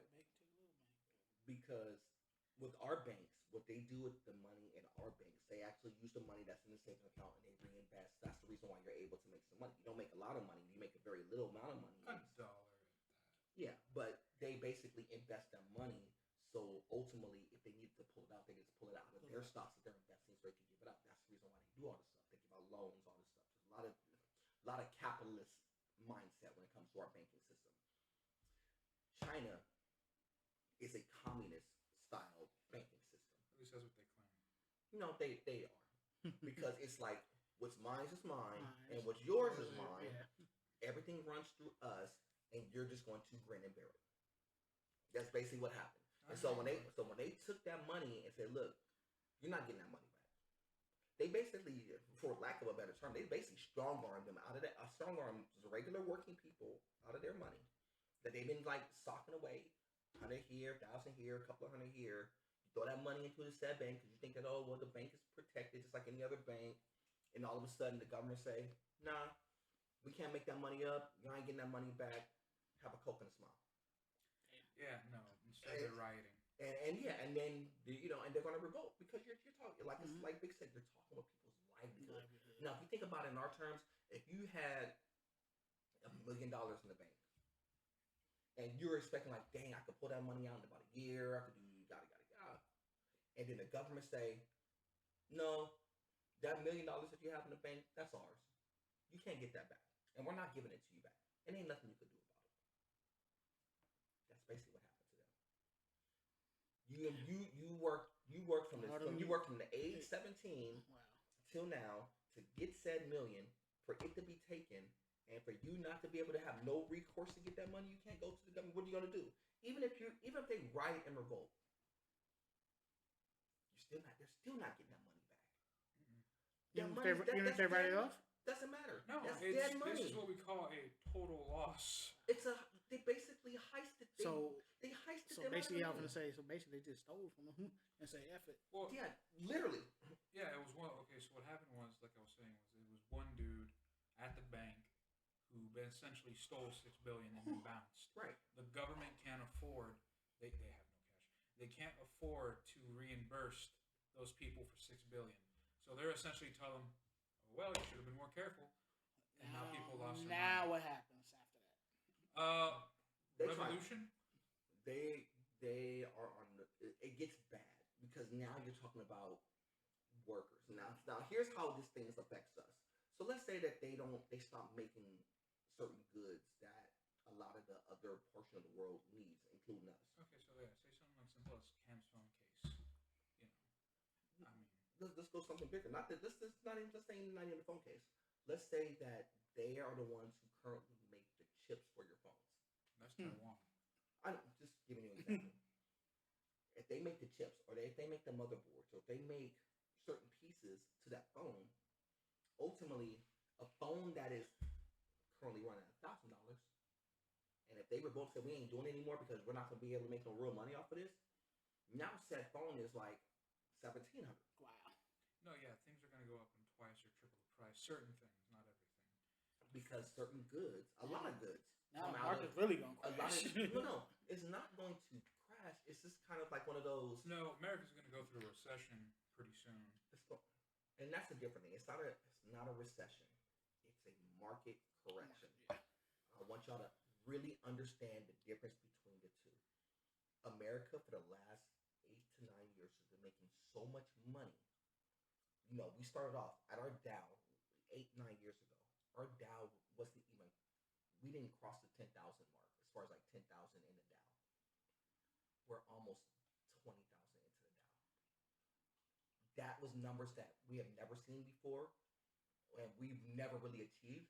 And now it has nothing to do but to come back down to earth some. Mm-hmm. So when people were making money, it was like, oh, we're making so much money. Mm-hmm. And now inflation hit, and people wasn't really they were like spending or tricking their money off. Oh, well, we had to invest, and we were getting money off the government and stuff. And now they started to get their money back. So when they were giving out all these free checks and stuff, because we were making money, we went through the coronavirus, and they were like, oh, well, here's a free 6, here's a free 8. Did y'all think that they wasn't going to try to get this money back? They're getting the money back this way. This is literally how they're getting the money back. Yeah, that's what I even said this when they were passing out stimulus checks in the beginning was, this is not free money. We're going to pay it back some way or another. So you're either going to take a crazy tax hit, in which they kind of avoided that, or you're going to take a crazy inflation hit, in which that's what we're getting. So they're just taking it off of the goods that we're buying because they know as a government, it's like, yeah, we could take it in taxes real easy. It's like, look, we can move in California, we can move in LA in particular, we can move the tax from 10 to 12, and y'all can't say nothing about it. Y'all will have to vote on it, but y'all really can't say nothing about it. We can just move it up to federal and keep it moving. Mm-hmm. They decided not to do that. They said, we're going to tax businesses and make them do it because we know that if we tax the goods, something that we know that they need, makes sense. We know that they're going to ultimately have to buy it anyway. They kind of eased us off the gas a little bit, but they're going to move the gas back up to 6 because that's what they were going towards anyway. That's gonna be the new standard. Yeah, 6 is gonna be the new standard. So don't act like 6 ain't gonna be the new standard. They're just kind of easing us off a little bit just to put us back on until we decide to go different as far as like going electric versus gas. But that's not gonna happen for another 7 years. So we can get off that. But as far as like the money portion is concerned, this is the way they make their money. You talk about food. We talked about this before. Chicken was like $5, $6. Now it's like closer to $9, $10. Because you want to know why? They know that we need it. It's like big old wings. It's like a damn $20. So basically, the government's saying we'll get it off of the farmers and all this stuff first. We'll take it off the top. We'll force them to charge more, and then in turn, we'll get that money anyway. We're just getting it from the businesses. We're getting it off the top. We're going to get it from your Target, your Walmart, your Apples. We're going to get it off of them. Essentially, this is a huge correction. Yeah, but it's a major correction because what it's trying to do is get the number to come back down to about 14 to 15, which goes into the value of the dollar. Because the value of the dollar is still weak in comparison to China until China messed up. No. This is where the CCP makes all the importance in the world because China, the yuan, or I believe it's the yen. I think there's the yen and yen is Japanese. Yeah, but yuan or yen, I forgot which one it is. But the value of their yuan now is basically the equivalent of the U.S. dollar, in which before they were up on us like by 50 cents. Like they were really up on us. This happened. Now they're even money. Overnight. Literally, because of their bad. And they know they can't do anything about it. So they're parallel. No, they're in complete panic. So basically... Yeah, because they didn't want to be in that position to be where now they... because China didn't have... We had to deal with China. China didn't have to deal with us. Yeah. Now China has to deal with us now. So because when they were going through the like, well, if the U.S. try to go to war, the U.S. try to do this, they had leverage because they had money. They had dollar value leverage. Mm-hmm. They don't now. Now they don't now. Now the U.S., when we were kind of weaving sideways as far as like our money, our military, and all this stuff, the reason why we didn't want to go to war with Russia because we didn't want to devalue anything any worse. There's a lot of reasons why we didn't go to war and we shouldn't go to war, and the reason why they've been kind of like doing quiet stuff in regards to Russia and not really want to mess with them. Oh. They don't want to have a big grand scale thing and we put out this much more money, because if you thought things were going up in price now, if we were in war situation, we'd be in the Depression. Everything will be double. It'd be a great. Basically, it already is double. I mean, damn. No, I'm talking about. I'm just saying. I'm talking about your chicken would have went from $5 to $15. Yeah. Because you would have to fund the military to do what they do. And shout out to my son, by the way. I know he overseas is doing this thing. Much love to my son. What's up to the chicken? This is why it's cheaper to send weapons than somebody else. And this is why they went to the whole drone thing and stuff. But even then, that still costs money. It costs a lot.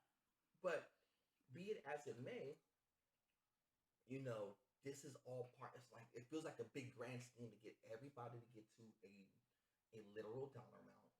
So the major governments to come together and say, look, we want to have one unilateral money system. We are not there yet, but we are a lot closer to that now.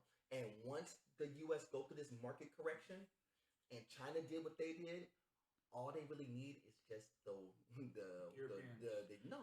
is already there. They just need somebody to be on the backbone. They just need Japan to kind of follow suit. So from what I understand, Japan has always been kind of referred to as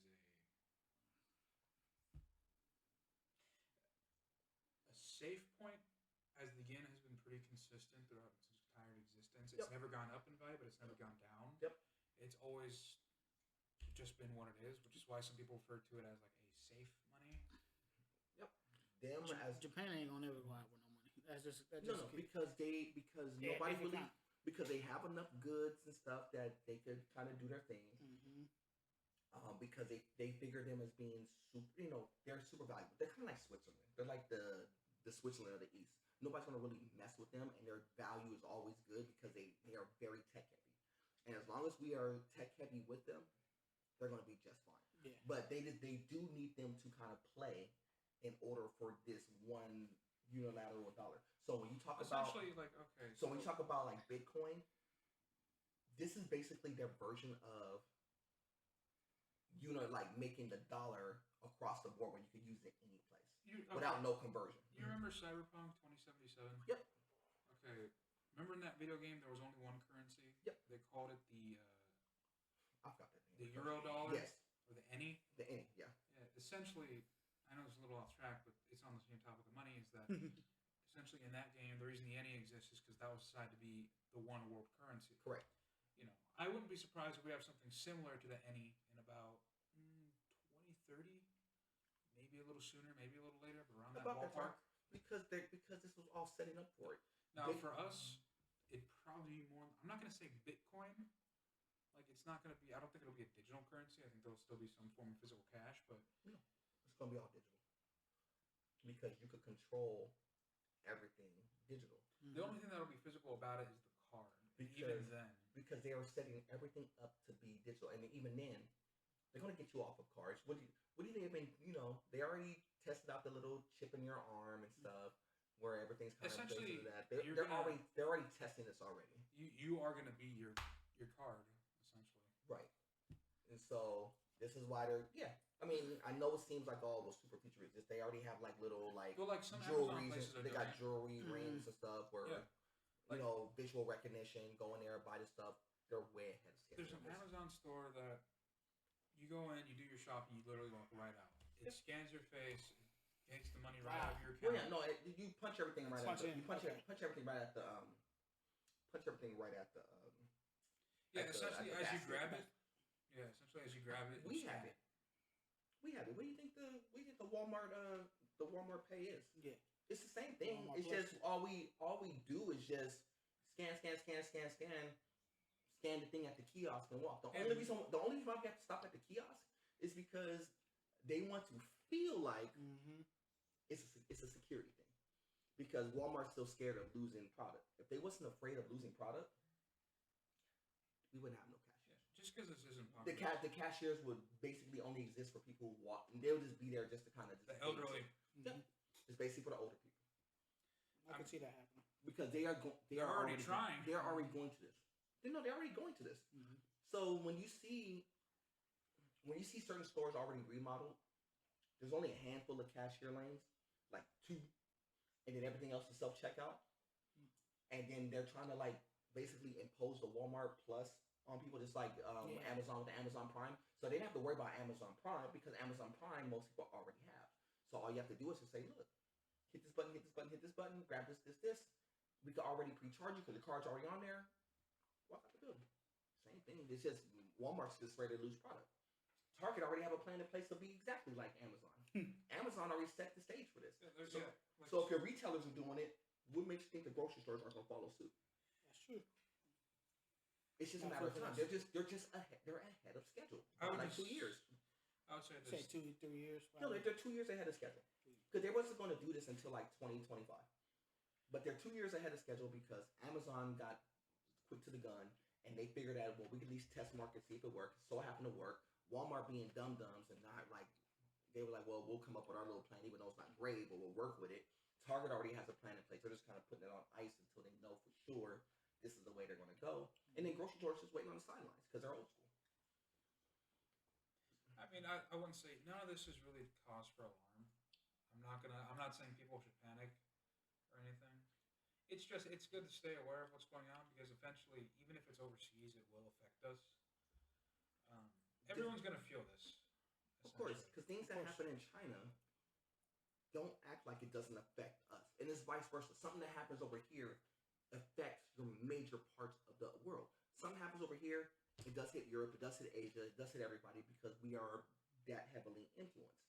But China is major influence. Japan is major influence. Russia, believe it or not, is still major influence. Oh yeah. India is major influence. Most of Europe collectively is an influence, but not individually. Oh yeah, the European Union. Yeah, but you need them all collectively to be on the same page. Like it ain't like England by itself. It's not the same. Yeah, England by itself is not like as dominant. You know, France by themselves not as dominant. I'd say that they're terrible by any stretch of straight, but they're not as dominant. They need all of them collectively to make an impact against the U.S. or against the China. Union. Yeah, Union. Exactly. So, but yeah, you got that going on, which goes into which leads us into the Russia thing. I know y'all heard about Britney Griner. We talked about this on a couple of episodes ago. But just for people to catch y'all up, if y'all wasn't paying attention, Britney Griner was overseas. She was playing basketball overseas. They detained her because she had a vial of cannabis oil, and then they put her to trial. They gave her 9 years. 9 years. And this is what I tell y'all.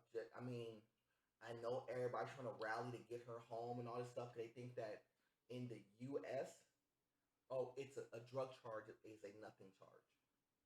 Yes, in the U.S., a drug charge is a nothing charge, but you're not on U.S. soil. You're in Europe, more specifically. You're in Russia.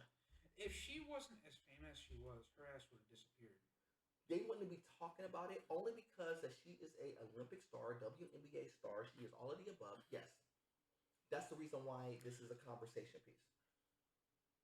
You think she's gonna do the whole 9-year stretch? Yeah, she's gonna have to. This is Russia. There's no leniency. She's gonna have to, and the reason why is because the U.S. even pitched, and this is where I know Russia and U.S. is not on good terms because the U.S. even pitched. We'll give you 2 people that we have and extradite them to Russia if you give me her and then one other person. And they said no. Damn, that's like that. It's like actually, a 007 movie. So no, they actually did a look. We'll swap prisoner for prisoner. Bring her home. She'll do the sentence out here. We'll send you 2. Y'all can do whatever y'all see fit. And they said no. They said no, we good. Putin said no. This is our prisoner. No. They said, look, they're doing it to prove a point. So when the Russia went in, they were trying to go into Ukraine and all this stuff, and the U.S. kind of put their little bit of influence, but really didn't go heavy, but just put the sanctions on them. Mm-hmm. They said, okay, they said, forget y'all, keep playing. This is how we're gonna play. And her problem was she had the mentality of being in the States and thinking that, well, if I get this. Even if I get caught, I should still be able to get home. That risk reward paid off terribly for her. Mm-hmm. What people are not understanding is that she did put this on herself. She broke the law. You know that you cannot take anything out of another country unless you clear it. You gotta. This is the reason why they have customs. Customs is literally, you can't even fly certain foods back and forth because of the bugs and pesticide situation. Like you flying like bugs that they have over there, and you flying it into the U.S. The U.S. ain't gonna take that either. Yeah, it's like you don't even. You can't even go across certain state lines and do that. That's certainly the reason why you go through state lines and they have like these little checkpoints because you can't be even from Nevada to California. There's a check line. It's a real problem with Mexico. Yeah. Right. Because if you flying stuff and bugs and drugs and stuff. But go ahead. Oh yeah, I don't know. I don't think you were there yet, but there was a time where we got like a shipment of something at Walmart, and it was from Mexico, but it wasn't cleared. Right. And it had like an infestation or something on it. We literally had to take it out back and burn it. Right. Right. Because it's nothing to play with. But when you're on other people's soil, you're on other people's rules, and just because you think like, oh, a drug charge is a drug charge, no. Their lifestyle is different than ours. But my question is, was the sentence correct, in your opinion? Them giving her 9 years, you think that was? I mean, I know from our point of view, because we see people get like drug bids all the time, and we see that they'll get like 5, which is really like 2.5 if they're holding like I'm talking about like I'm not talking about like a vial, I'm talking about holding like keys, and they're doing that stuff, We've seen people on like weed charges, do 6 months to a year because in our thing we don't value drugs heavy like that. Other countries do. That's the whole point. So the 9 years. It's kind of like it's like our outlook on things is different. We care about drugs, but we don't really care about drugs like that. Why? It's the reason why weed is legal. We don't care like that. If we really cared like that. When we did, like in the 80s and early 90s, when we really cared, a lot of people are doing major league bids now over drug charges that was in the 80s. And they still in jail right now because we were going hard on it. Let somebody do the same identical thing now in the 2020s, they're probably getting like a year or 2 max. That's our mentality. But overseas, where they don't play drug use or gunplay or things like that, because they do not play that stuff in other countries. That's where she got into a problem. They value that stuff heavy. You would have been much. I'm gonna say it this way. I'm sorry if y'all take this the wrong way. You would have been better off on some sex prostitution ring, because you would have got off a little bit lighter, because they don't value that as heavy over in Europe as we do. No, Russians do. Russians do, but I mean, even then, she would have got off with a lighter charge over something like that, versus having drugs or guns. Well, like, real quick, did you know Russians were cracking down on e-girls? Yes. Yeah. Russia's a very, very strict place. Yeah, they are very strict about what they want and how the lifestyle you're supposed to live. And when you decide to go overseas and deal with them, you're taking their money, you're under their rules. So you need to understand the rules and what you play by. And if you're the ones who's like, well, it was just a little bit of cannabis oil, it was just some weed. Don't matter. Doesn't matter. Does not matter. It was their laws. It doesn't matter. So if the ruling is you get caught with this at customs, because you're trying to smuggle it out, this is not just her just being on the street taking it. This is her trying to smuggle it to the U.S. If the ruling is 9 years, they're gonna throw the book at her, and they threw the book at her. And because they knew she was a star, they made it a point to make her an example. Which cost her a career. And unfortunately, she's gonna have to do that now.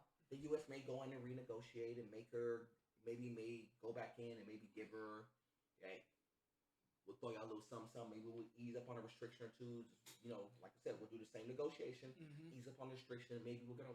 So now, Biden's gonna have to get into his negotiation bag.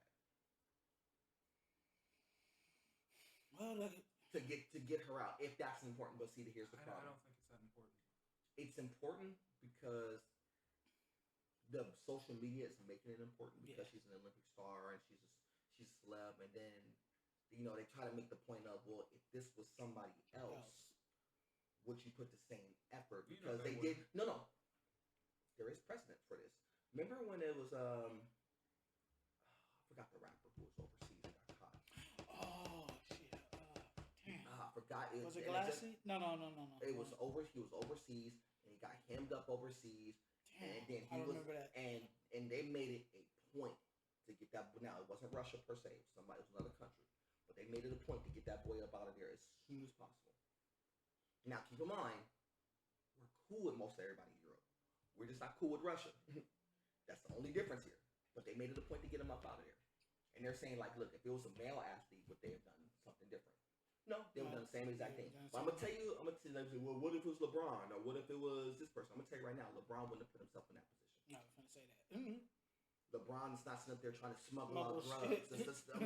Understand that she did something wrong, and I think that's where people are getting a few things wrong here.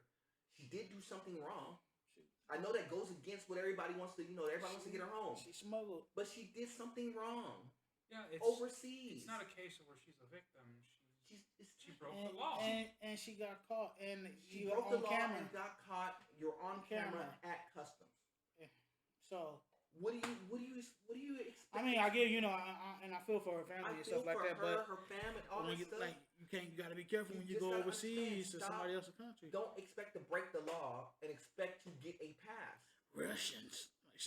No, it's not even that. It really has nothing to do with them per se. It's just they are just enforcing their rule. And I respect that. And I do respect that. Stop going to other people's places and expect to have your mindset in other people's spots. What basketball players was it on LeBron? I mean, LeBron, one of the ball boys who was over there in was it China? Oh, they played overseas for a period. And got in trouble. No, they didn't get. They had something small happen. Yeah, but it wasn't nothing major. I forgot all about. Yeah, I remember. But that. a lot of times, a lot of people do get caught. But you got to be you got to be aware. But you got to understand where you are. China, I remember that story because China said, "Look, just because you was a celeb, but we take shit different over here." Right. Like I said, sometimes they'll give you like a little slap on the wrist. One time, be like, "Hey, look, here's a slap on the wrist. We're gonna let you ride this time, or you're gonna do something minor. You may have to come out the pockets a little bit, whatever it may be." But just know, let you know this is how we do things overseas. Understand when you're on other people's. So I don't care if you go to Mexico. When you're in Mexico, you're in Mexico rules. You're in Brazil, you're in Brazil rules. You're in Russia, you're in Russia's rules. You're in China, you're in China's rules. I forgot all about that. Speaking of Brazil, I wanted to get a shout out to one that we just lost another fellow jiu-jitsu person who's a former world champion. So his name is Leonardo Lu. He just recently got lost his life out of Brazil. Somebody shot and killed him out there. So my condolences to him and his family goes out in the jiu-jitsu community. Much love and respect. Indeed. That's crazy. You know what's crazy about that though? We done lost a bunch of people, man. It's crazy, man. You know, you talk about your boy you got lost in Brazil, man. Well, I didn't. I knew him. I didn't physically know him, but you know, because he's part of the community that y'all rock with, and I understand that. You know, it's just like we had just lost a couple Vince of my Scully. buddies trained with him. Ooh, We just lost Vince Scully a couple of days Rest ago. in peace. And for people who don't know Vince Scully, he was the voice of the Dodgers for years and years and years and years. He just retired maybe like 4 or 5 years ago. How old was he? I'm gonna say like 80 something. Yeah, he lived a full life. He lived a full life. Yeah. I mean, because I never hear anything. Never hear anything bad about if he had illness and stuff like that. I mean, he did have health problems, but that was just attrition of like age more so than anything else. But yeah, we had lost him, and he was like, I like how the Dodgers did him right. Talk about like commentators' voices. He was like, Chick Hearn, Ben Scully, a lot of them voices, they got like the voices of sports, not just in LA. They were just a voice across the board. So we had lost him. We had lost what's her face from Star Trek. She played Zulu. I can't think of her name off the top of my head. But she was cool too because she was one of the first. She was one of the first African American women to be on a show of that magnitude and actually a major character. Yeah, and she was a major character and a recurring role, and she was on there for years and great. And there were some interviews talking about how she inspired a bunch of young girls of color to see that they can do they can achieve their dreams, especially if it involves something in space. She did play a very important role in shaping the minds of the youth of her time, and it's very sad that she passed. But once again, she's another person that lived a full life. Yeah, but she was like 89 or so. Anything after 80 is just gravy. Yeah, no, I mean, but it's just great that they kind of lived a full life. We just lost from the NBA. Bill Russell. We had just had passed away as well. Another great legend. One of those ones that people debate if he should be in the top 10. I will tell you about Bill Russell. Even though I know as a diehard Laker fan, he played for the Celtics. I know the Lakers-Celtics rivalry. I get all that. But on the strings, he is probably the most winningest basketball player in pro basketball. He won the most champions. He won like 10, 11 championships. As far as like in the NBA is concerned, when that Boston dynasty was there, he was a major part of that dynasty. Man was described as a monster on the court. Yeah, no, he was great. He was good. There's a record that not even Kobe was able to beat. Kobe got close, but I think it was like scoring 100 points in a game or something. That was Wilt. Wilt had that title scoring 100. Kobe got to 81, which, like I said, which is nothing to laugh at. Which is, I'm gonna tell you, that probably won't be duplicated. I think the only person who will probably have a shot at that is either Steph Curry or Klay Thompson, because they have the 3-point shot. They even get close to that, and I'm surprised they haven't made a run at it because of the way that they shoot. I want to see them two play 3-point contest. They did do the 3-point contest. Oh. I'm talking about together. They did a couple of years ago during the I forgot about that. During the All-Star game. Klay won one and Steph won one. Don't get it wrong. They are like 1A and 1B when it comes to like shooting. They shoot their butts off. It's just Klay had the injury and his shot hasn't been right since. But once he gets his shot right, deadly. But he was a legend that can't be replicated. But rest in peace, Bill Russell. But Bill Russell was one of those ones, man. He he was really good. I mean, top 10. I'm pretty sure he's the top 10. But he's really, really good. He had passed away. He had lived a full life too. And he was thankfully, most of these people who have passed away, they are dying of natural causes mostly. They have lived full lives. They got to see it till pretty much the end. They experienced the entirety of their youth. Right. I mean, I get it. It's always sad when somebody dies, but you also got to look at the positives where they've seen it all. That's true. That's very true. But because once you're missing that, I just want to make sure that we throw our blessings and condolences to all of their families involved who went through all those situations. Some of which tragic, some of which not so much. But still, on behalf of the PVC Crew, throw our blessings and condolences to all their families because it's a big loss. And not just in a celebrity world, but just in their lives in general. Because just been a time we haven't did an episode where we talked about somebody like losing their life, unfortunately. Which is crazy, but it's just the fact of life. Pretty soon. Yeah. So hopefully we get an episode where we're not talking about somebody who has passed away. Hopefully. At some point. Anywho, we didn't talk. We got to talk about this too. We got to get into some gaming stuff before we get up out of here. So what? Dog, man. So Microsoft, as y'all want to know, we talked about this a lot. Microsoft is finalizing the acquisition of finalized the acquisition of Activision Blizzard. Mm-hmm. So that's been popping off. Sony just did their sales call. Speaking of dollars and cents, and they were like, "We are scared of this acquisition." Specifically, this was the Brazilian branch of Sony. Doesn't matter. But I'm just specifying. I know there's a fucking nerd in the comment that was. It doesn't matter which branch it was. You're scared. Look, man, you can't pitch the pool. You just look like a fucking You're lame. scared. You're Sony. I get it. And if y'all so wrapped up in how Call of Duty is as a brand, even though it's been kind of like wavering, yeah, I know what you're thinking. You're thinking like how I'm thinking. If Microsoft get their hands with the Activision team or with Treyarch and them and get a good Call of Duty off the ground and it's only on the Xbox platform, I know y'all scared about that because they're juggernauts. Yeah. I get it. But y'all got juggernauts on your platform already. You can't act like they ain't got shit. They got Horizon, they got God of War, they got a bunch of anime shit. You got games. Oh, speaking of that, I just watched that on Netflix too. Uncharted. Oh yeah. I mean, you got franchises under your belt that Persona. I mean, you got Persona's going to come into Xbox Online anyway, so they kind of snatched that one back, which is fine. Spider-Man. But they got you got Guerrilla who gives you like Horizon. You got Santa Monica Studios who gives you God of War. You got Naughty Dog who gives you Uncharted and all them. You got the team that gives you Spider-Man. You got the team that gives you Ghost of Tsushima. Last of Us. You got got the Last of Us. You got Gran Turismo. You got franchises. It's not like it's not and like Microsoft didn't even bat an eye at them. And when y'all were just like winning award after award and selling top flight title after top flight title, did Microsoft balk at that? No. They did their own thing. They just said, look, we're gonna buy our time and we're gonna still put out our games. And when we start, getting our team assembled, we did. That's the reason. That was their whole logic in getting Bethesda the first go around. Just the general rule in life: never let them know you're scared. Right, but you can't tell them that you're scared. Because now that gives Microsoft I mean, I get it because when you really think about Microsoft's roster now, the way they're currently constructed, when they started to go through this whole acquisition phase, Sony went through the same acquisition phase. By the way, they started acquiring teams. Microsoft was like, well, we didn't want to really acquire teams, but if this is the way Sony's going to play, we're going to do the same thing. So they did. So they got Bethesda.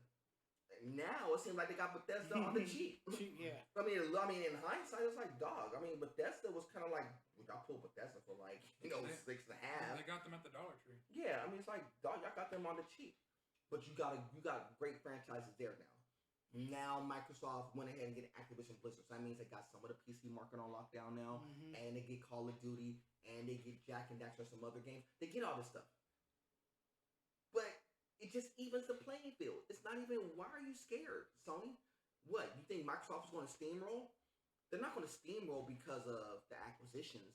They're going to steamroll because Game Pass is just that much better right now, and they're just getting away from the platform. It's like I said, it's like the Blockbuster versus Netflix. Xbox keeps evolving. Exactly, because they are taking a major risk and it's paying off. Despite the name Xbox, it's more of an actual network now. Right. It's just Xbox is literally just by brand, not even just by what it is. You can play most of the fucking Xbox games on your phone right now. I could literally be playing Vic and Paul could be playing right now off of our phones while we're doing this podcast right now, and not even think twice about it. That's true. That's how easy and how fluid that is, and we could be literally on our phones doing it. Basically, Microsoft is going to be number one. Well, it's hard to really say because again, I'm not gonna say number one, but they're gonna be definitely secured. They're gonna be secured in what they do because they're going down a different path, which goes into the thing about consoles for a little bit. Y'all heard that Facebook Meta what they did, which was on some like you don't like Meta. Meta's a trash thing. But they did some. Let me tell you about some janky stuff, about some really dollars and cents stuff. So you know, these fools try to do. The Facebook team. What? So when they came out with the Meta, the Oculus Quest, the 2s, they were like $300 and $400 respectively. So they were selling okay, but it wasn't selling great. So instead of like lowering the price to try to generate interest, you know what they did? They raised the price $100 a pop. So now instead of them being like $300 and $400, now they're $400 and $500 respectively. They moved the pendulum to sell more, and so they drove the need. So everybody was like racing out to try to buy these Oculus and stuff, and then they raised the price on them. Like, and it was like one of those, well, we're gonna raise them, and like, you know, come Christmas, they raised them within 2 weeks. They said it, and it raised the price immediately, which sets a crazy precedent, by the way, because now Sony saw this, and now Microsoft saw this, and so they're thinking that, well, if they could still sell plates after moving the price up on their particular platform, they can do. What makes you think that Sony's not thinking about moving the price up $100 on their consoles or Xbox? Xbox is not going to do it because they don't care. Yeah. I'm gonna say right, Xbox doesn't care. They'll move them or not move them. They can move it up and it won't affect them, but it does affect Xbox Sony. Still sell boxes because they know people want them. Mm-hmm. Right, but it will affect Sony and it will affect Nintendo. What makes you think that the Nintendo can't move the Switch up $100? You know damn well Nintendo will do that. Because they're thinking, because everybody's thinking about it now. Because now you set the precedent, and because somebody took a chance to say, look, what if we just move them things $100 up? What if I just do? Because I not get it. Because profit margin on the console and stuff, like on the actual MetaQuest or the Oculus, however y'all want to call them, they were only making like $2 to $3 per off of each sale by the time everything's said and done. But if you move it up $100, now you're making $103 profit off of each one. Which is a good hustle. With the same identical specs and everything. They're not changing it how it looks. They're not giving you anything better. This ain't They're a just Pro saying, or a Plus or a Slim. This is just we're just going to move it up $100. And we're just gonna and they're going to just put it under a thing of, well, it's inflation. Because I feel like it. It's under inflation. And because I feel like it. It's literally, they're going to use inflation as an excuse, but that's not it. It's just because I feel like it. Because I feel that we're not moving enough. Basically making a hustle. Because a sense of urgency, and we're going to move it up $100. And it worked. Yeah, because when it caused that sense of urgency, there was people were hitting online, in store, everybody. I could not keep an Oculus in my hands. If I was a person who flipped them, I would have bought like 8 myself and would have been flipping them on the deck right now, and I still would have made bread. Easily. Because they did that. And you don't think the Sony's not paying attention? They're like, look, they pulled this off. And they could just say, like, look, we're having a chip shortage, all this stuff. Oh, yeah, we're going to move our $100 up too. So I can easily say that, but you're setting so much of a bad precedent right now. This is a dangerous game that they're playing right now. Because it all depends who comes out on top. Because most companies, especially in the gaming world, they normally move downward to try to like spur people to buy. They'll say, look, we'll take the consoles out of loss so we can sell the games. But the problem is people aren't really buying games in store. They're buying them online anyway. So you're not really getting that drive. So they're figuring out, well, what can we do? Oh, let's do the opposite. We'll just move it up and we'll see what happens. It's dangerous and smart at the same time because you got to think about Oh, it's gutsy. I'll give Zuckerberg that. It's a gutsy play, from a dollars and cents point of view, because if you pull this off and you're successful, I mean, don't get it wrong. From a consumer point of view, it's bad for consumers if they start doing this. Because if they start moving up, that means computer companies are going to do it. That means everybody else is going to think about doing the same thing because one company decided to take a chance. But it's the crazy thing is because this is what we've been seeing anyway. So this has been leading up to this. We just never seen a tech company decide to do this. We've seen this done in foods. We've seen this done in like other regards. We just ain't seen this in tech or in gaming in particular. We ain't even really seen this in phones because the phones for the most part have been the same amount of money, or they'll just upgrade the phone and tell you that we just put more memory. It's the same phone. We just put more memory, a little bit better camera. iPhone 25. Yeah.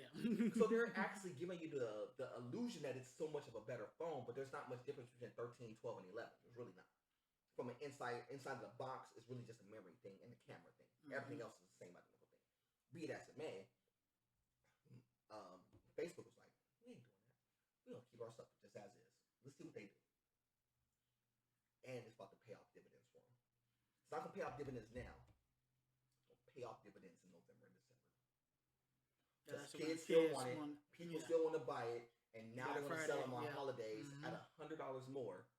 So they basically set the stage now for this holiday season. Which is smart. That's smart. And if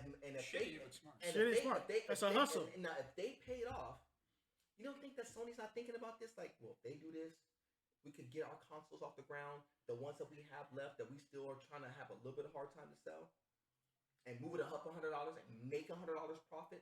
Man, when you're Facebook, you can't make a move in the water and not expect a ripple effect. No, and they know this. But it's just like when Amazon moves, everybody responds. Walmart moves, they respond. Facebook moves, they respond.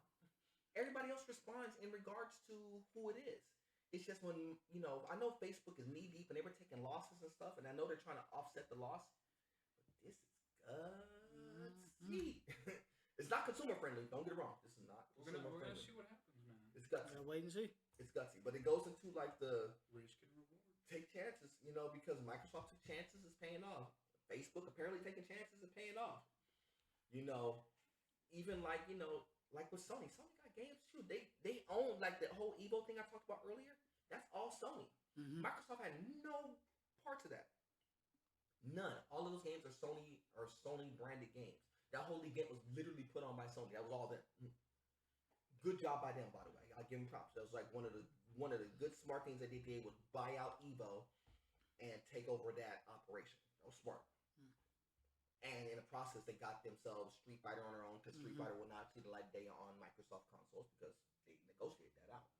Even though Capcom is neutral, they kind of said, look, we're going to take the Street Fighter series. That was part of their deal with Evo's, that they got Street Fighter and they got, I think it was King of Fighters, one of the other games. That's why you don't see a lot of fighting games on the Microsoft console. The only reason why you sit on a PlayStation is literally for that. And maybe some like RPG. Makes sense. What else? So we did cover that. I definitely want to talk about that. Want to talk about because it's been a long time, kids. We haven't had a chance to like sit down and discuss with y'all a little bit. I know we kind of ran through a lot of these topics really fast, but we definitely have to cover a lot of this stuff. I think that was it for now. Yeah, because we got so much, but so little time. God, I was watching something earlier today. I'm not gonna go into it, but we'll discuss it on a later point. It's like another social media thing, but we were discussing, but we have to go into that at a later point in time. But we did discuss a lot. Paul, final thoughts. I'll say this: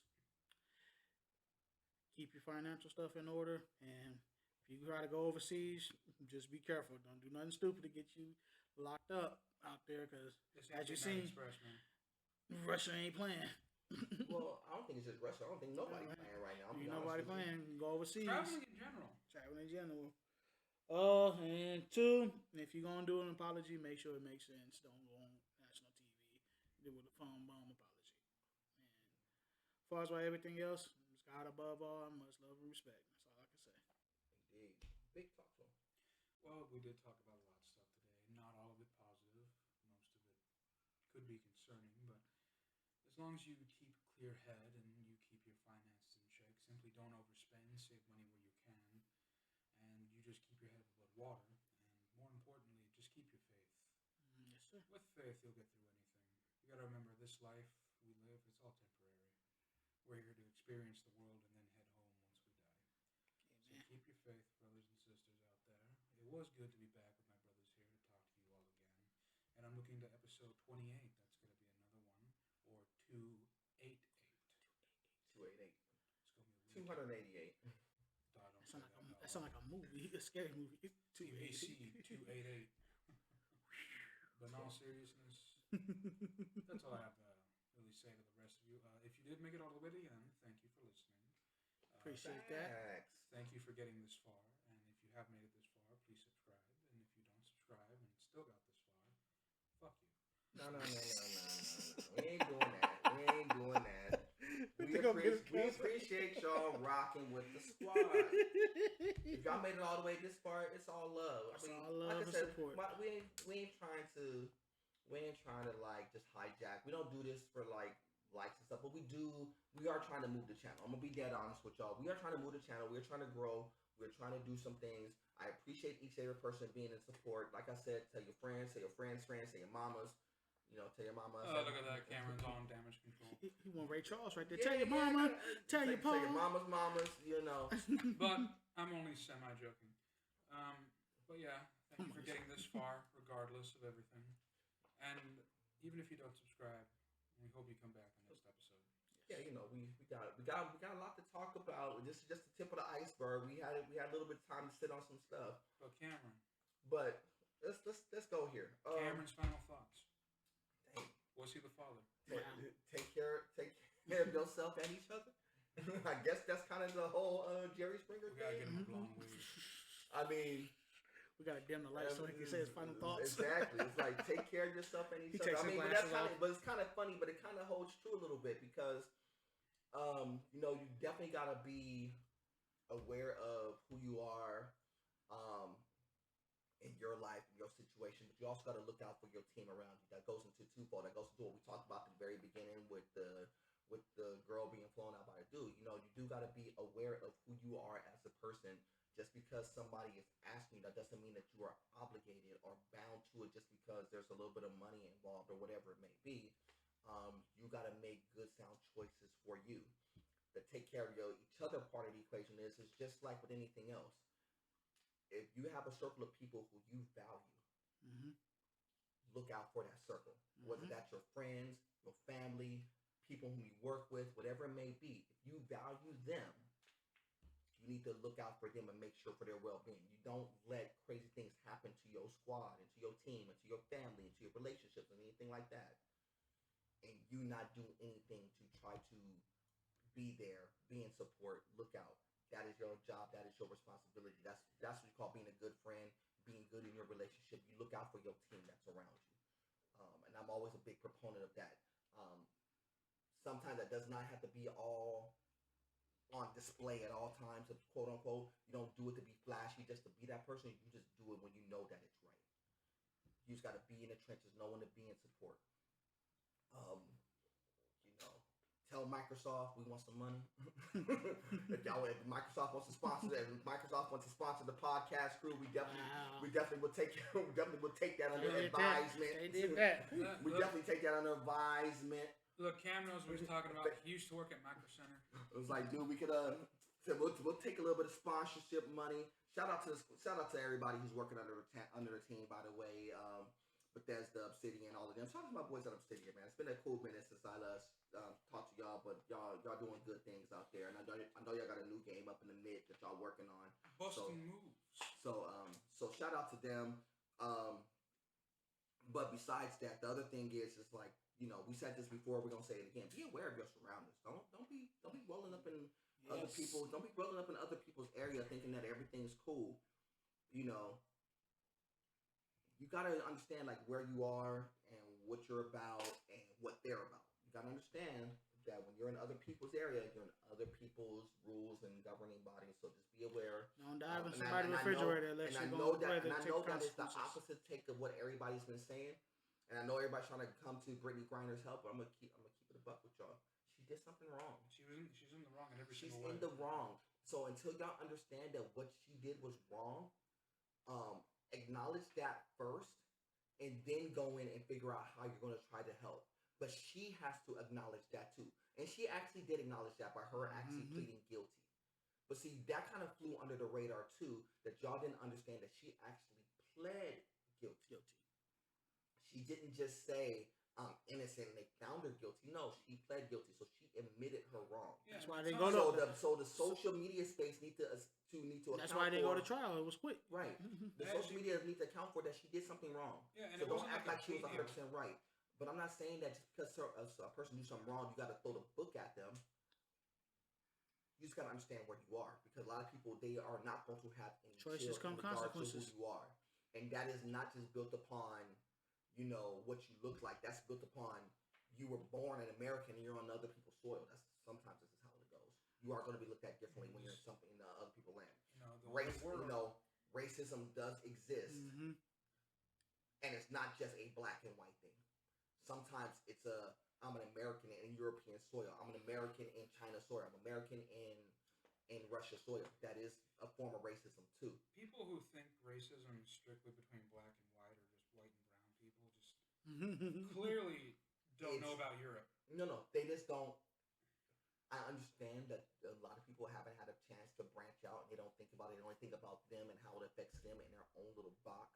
But it goes back to what we talked about 3 episodes ago, when people don't even branch out of their own cities, let alone branch out to other states, let alone branch out and understand. Social media don't count. Yeah, social media, taking the tour on Google, the seat on the Google does not count for you actually being on that ground to really understand how you respond to it. All you did was just see a whole bunch of pictures of a flyby. Playing it on Microsoft Flight Simulator, and you literally flying your plane into those countries does not account for you actually being in those countries. I'm trying to be funny, but I'm just telling you a dead fact. Understand, when you're in other people's area, they do respond to you differently. Sometimes cool, sometimes not so much. But understand, when you're in another people's area, it is like that. Y'all think it's bad because when you go into another neighborhood, think about it when you go into another country. Yeah, it's true. But besides that, like my squad said, we appreciate each and every one of y'all rocking with the squad. It's definitely a privilege and honor to bring the content to y'all every single time we do this. This is episode 27.7? 27.7 sound like a terrible radio station, but it's cool. 27.7. The wave. 27.7. The wave. Oh, that was hard. Cam, you want to be the new Art LeBeau? Ooh. I'm not saying I'm gonna tell you right now, Art LeBeau gets the hit, man. He plays all them old school joints that everybody be loving, man. He getting old too, but he's still a goodie. Yeah, me and Paul here, we're gonna be the new big boy. Ooh. Shoot, nah. Phone taps.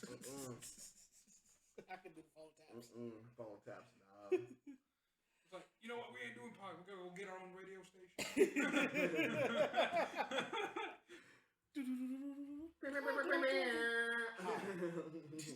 I love his phone taps. Shout out to Big Boy. Big Boy's good people, man. He's been doing it for a long time, man. Real quick, Cam. If we got offered to replace the guys who do Walmart radio, we take it. I'm taking that tomorrow. Yeah. And I already said, because first of all, and this is not a knock to them. They actually do an fine job. I'm not gonna front. They're not trash. But I promise you, if I ever decided that I wanted to make that move just to go on Walmart radio, oh yeah, we are taking the PVC. We are taking the PVC podcast crew. We are doing the music. We are doing it live. We're doing the videos. Y'all gonna see it on like TikTok and all the other fun stuff. Y'all gonna see us all. So when they have the advertisements on the screen stuff, you gonna see us there. This is Walmart Radio with the PVC podcast crew. Oh, you best believe. And we're gonna play some good music. Cause our music selection is kind of Be like, come Walmart, get your bread. Now I'm gonna keep it real with you. They've been better though. I'm not gonna. They've been playing some oldies. I really want to know. Do they got a brother up in there? No, they've been trying to mix the old school and new school. No, they got a sister who actually. Okay. So because somebody played some. No, they've been trying to intermix. Play some Marvin Gaye that one day. I'm like, okay. I seen them do their little. What was the little Friday night radio mix or whatever, where they try to mix in like a little 30-minute mix of music. I see y'all trying to work a little bit. I'm just thinking of us on there. It's just like, come on down to Walmart. We got shaving. We got bitches. No, it's not even that. It's just like, dude, we would just hold that down. We was like, hey, look, it's the PVC podcast crew, and for them, if they ever offered that up, I would just consider just on the strength of we would have a national audience and we would just do that. We just have fun. We just do it our way though. We lose it in a week. It'd be amazing. No, we wouldn't. Cause we'll find a way to hold it together. We'll keep it. What would be the first song? Can you speak? Wow. Let me see you. All right. In this. Turn this shit off. No. Then you're gonna have all the employees. No. All the customers. We wouldn't do that. Do it. For some reason, I can see that. Do the Browns. Oh, no. That's my song. Hey, you got everybody. You know what happened is everybody be like, Hey, that's a joy. You see some people like, y'all banging They up. be shocking like, wait, No. Know what I would do on the real? If he actually did that, you know what I would do? I would do it just like white chicks. Make him out. Oh God. Then I would switch it with a realist. I would do it literally like that. Just let them know we ain't playing with y'all. Tell them. Then we do the dance. Or I would do it exactly like that. We the realist. Oh man, that would be funny. Oh yeah, they would. They'd be like, y'all need to go. Yeah, that can't go.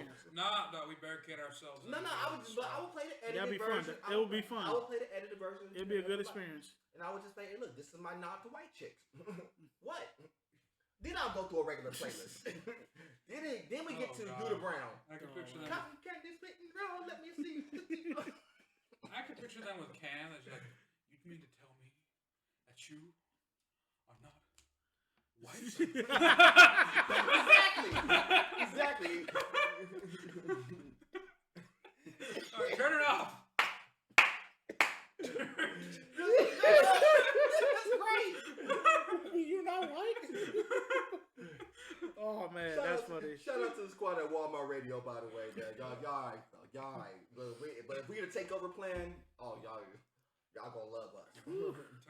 Anywho, let's Me not white. Wow. Alright, that's good. I can't do it with y'all anymore. It's getting hot. Anyway, man, y'all know how we do. This is episode 26. See, I mess up. 27.7 of Blade Pipe with the PVC Crew. Y'all know we some fools, but you know how we do. For my man Paul, for my man Vic, my name is Cam, aka Mr. Third Boy Fresh. It's been an honor and privilege to do as such.